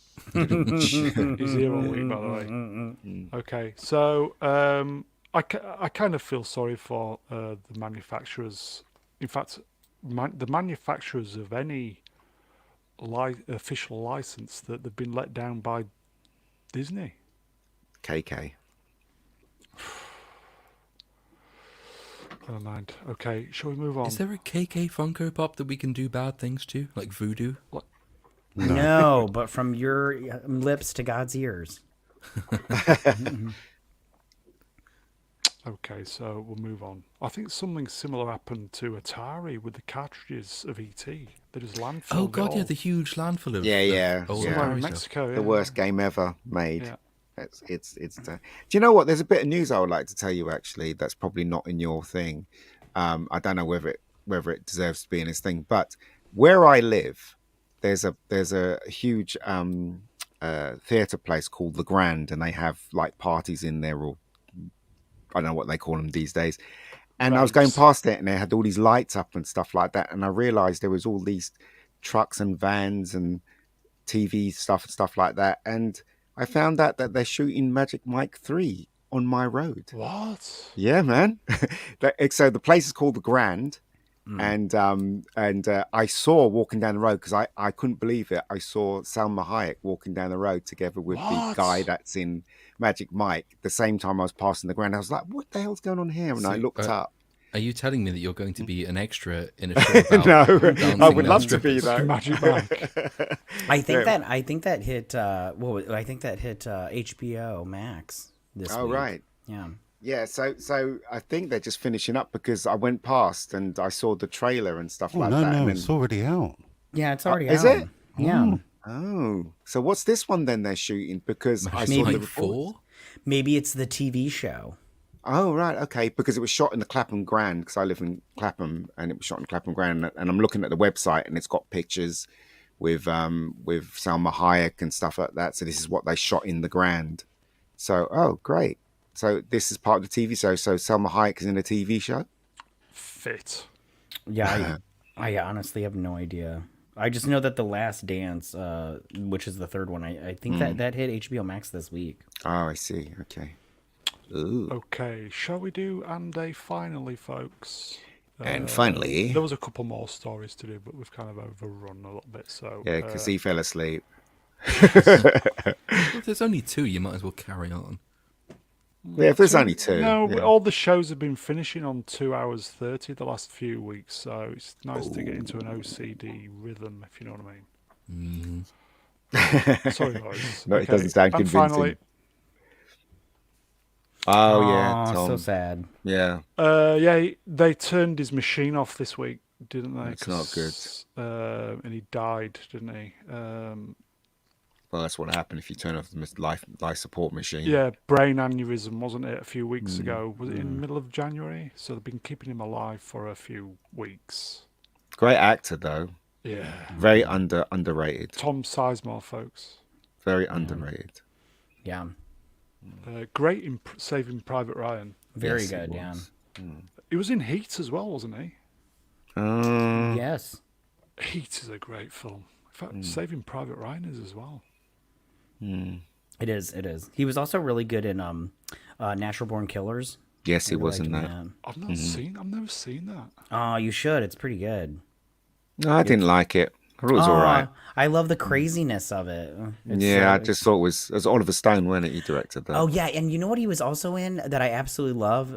That True Romance. You ever seen that movie? Yeah, I did. Yeah, he I was. love that Yeah, that film. movie is so good. Yeah, and he was good in that great film, movie. Yeah, I didn't really like that one either. Yeah. No, I didn't like it. The Dennis Hopper Yeah, that scene's good. I must admit Italian that scene's good. speech. Yeah. yeah, that was good. good. Yeah. Lord, have you seen True Romance? I don't think so. Oh, get on that as soon as possible. I don't. Brown It's had an okay. orgasm, so it must be True Romance. No, the film's okay. It's not, everybody tried to hail it as something that it isn't really, in my opinion. You It's don't okay. know anything, Ian. Sorry. It's okay. So that's Tom Sizemore, folks. Shame. It's a shame. Yeah, rest in peace. Yeah. Yeah, it just shows you can just go like that on a. You didn't like Snap Gary Oldman's performance in that movie? I did. Oh, it was so good. I love that movie. No, I just have a problem with the movie as a whole. That's gotcha. all. But you know. Okay. Side Effect says, did you say Strange Days? Yeah. Yes, he was in Strange Days. Yeah. Wow. Yeah. Okay. Produced by James Cameron, wasn't it? That I don't know. Yes, it was. It was directed by his girlfriend at the time as well. Oh, gotcha. The girl who directed that Oscar-winning film about Iraq. I can't remember what it was. Anyway, Is that the one where they Hurt Locker. like? Hurt Locker. That's it. Oh yeah. What's Here you go, it doesn't Hostman. True Romance is Tarantino's best movie, even though he didn't. Yeah, he didn't Direct direct it. it. He just wrote it. Oh, God, It is a good movie though. I personally enjoy it. great movie. I love Elvis in the film. Right? That's Yeah, Elvis. It's good. I think that is it, folks. Please consider donating to the channel. I know Hostman has been generous tonight. Links in the description, pin message, all the usual stuff. As I said earlier, if you could possibly leave, if you've enjoyed this, you could possibly leave a comment in the comment section. The algorithm loves shit like that. So if you could do that, that would be fantastic. Let me get my title screen. That's it. End of week musings, Sunday, March 5th, 2023. Episode 123. Good night, everybody. That is it, folks. Chat, you are wonderful. As I always say, you always bring your A game. We are truly blessed having you spend the last few hours of your weekend with us. Very, very steady numbers for a Sunday, so I appreciate that. We will be back midweek as well, so I will thank the guests in order of my screen from the top. Z3PO, I like turtles. the main man himself, the Lord, Little Platoon. Cheers, Lord. Thank you as ever. Look who it is next, the Mega Geek. Cheers, Ian. Yeah, no worries, guys. You're wrong about True Romance, but moving on. Wrong about a lot of stuff, mate. Yeah, well, yeah. And the backbone of Sunday night. Thank you, nerds. Thank you. That's what it's on, folks. The backbone of Sunday night. Thank you for having me. I always have a good time with you I haven't guys. finished yet. Oh, sorry. Apologies. The wonderful, and he is, I genuinely love this guy, Matt Cat 83. Thank you for having me. I always have a good time. Don't stay Nerds. away so long next time. I'm Everybody doing my check best. out Matty Cat's weekly review. It's quite good. Give the guys some watches. So I think that's it. I'm stumbling over my words. It's time to get out of Dodge. Time to go We bed. are back. We all have.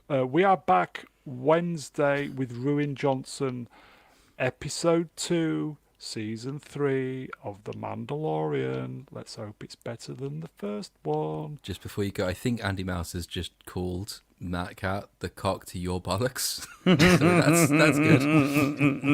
And on that thought, on that bombshell, we will take our leave. Have a good week, everybody. Tatty bye. Bye. Bye bye.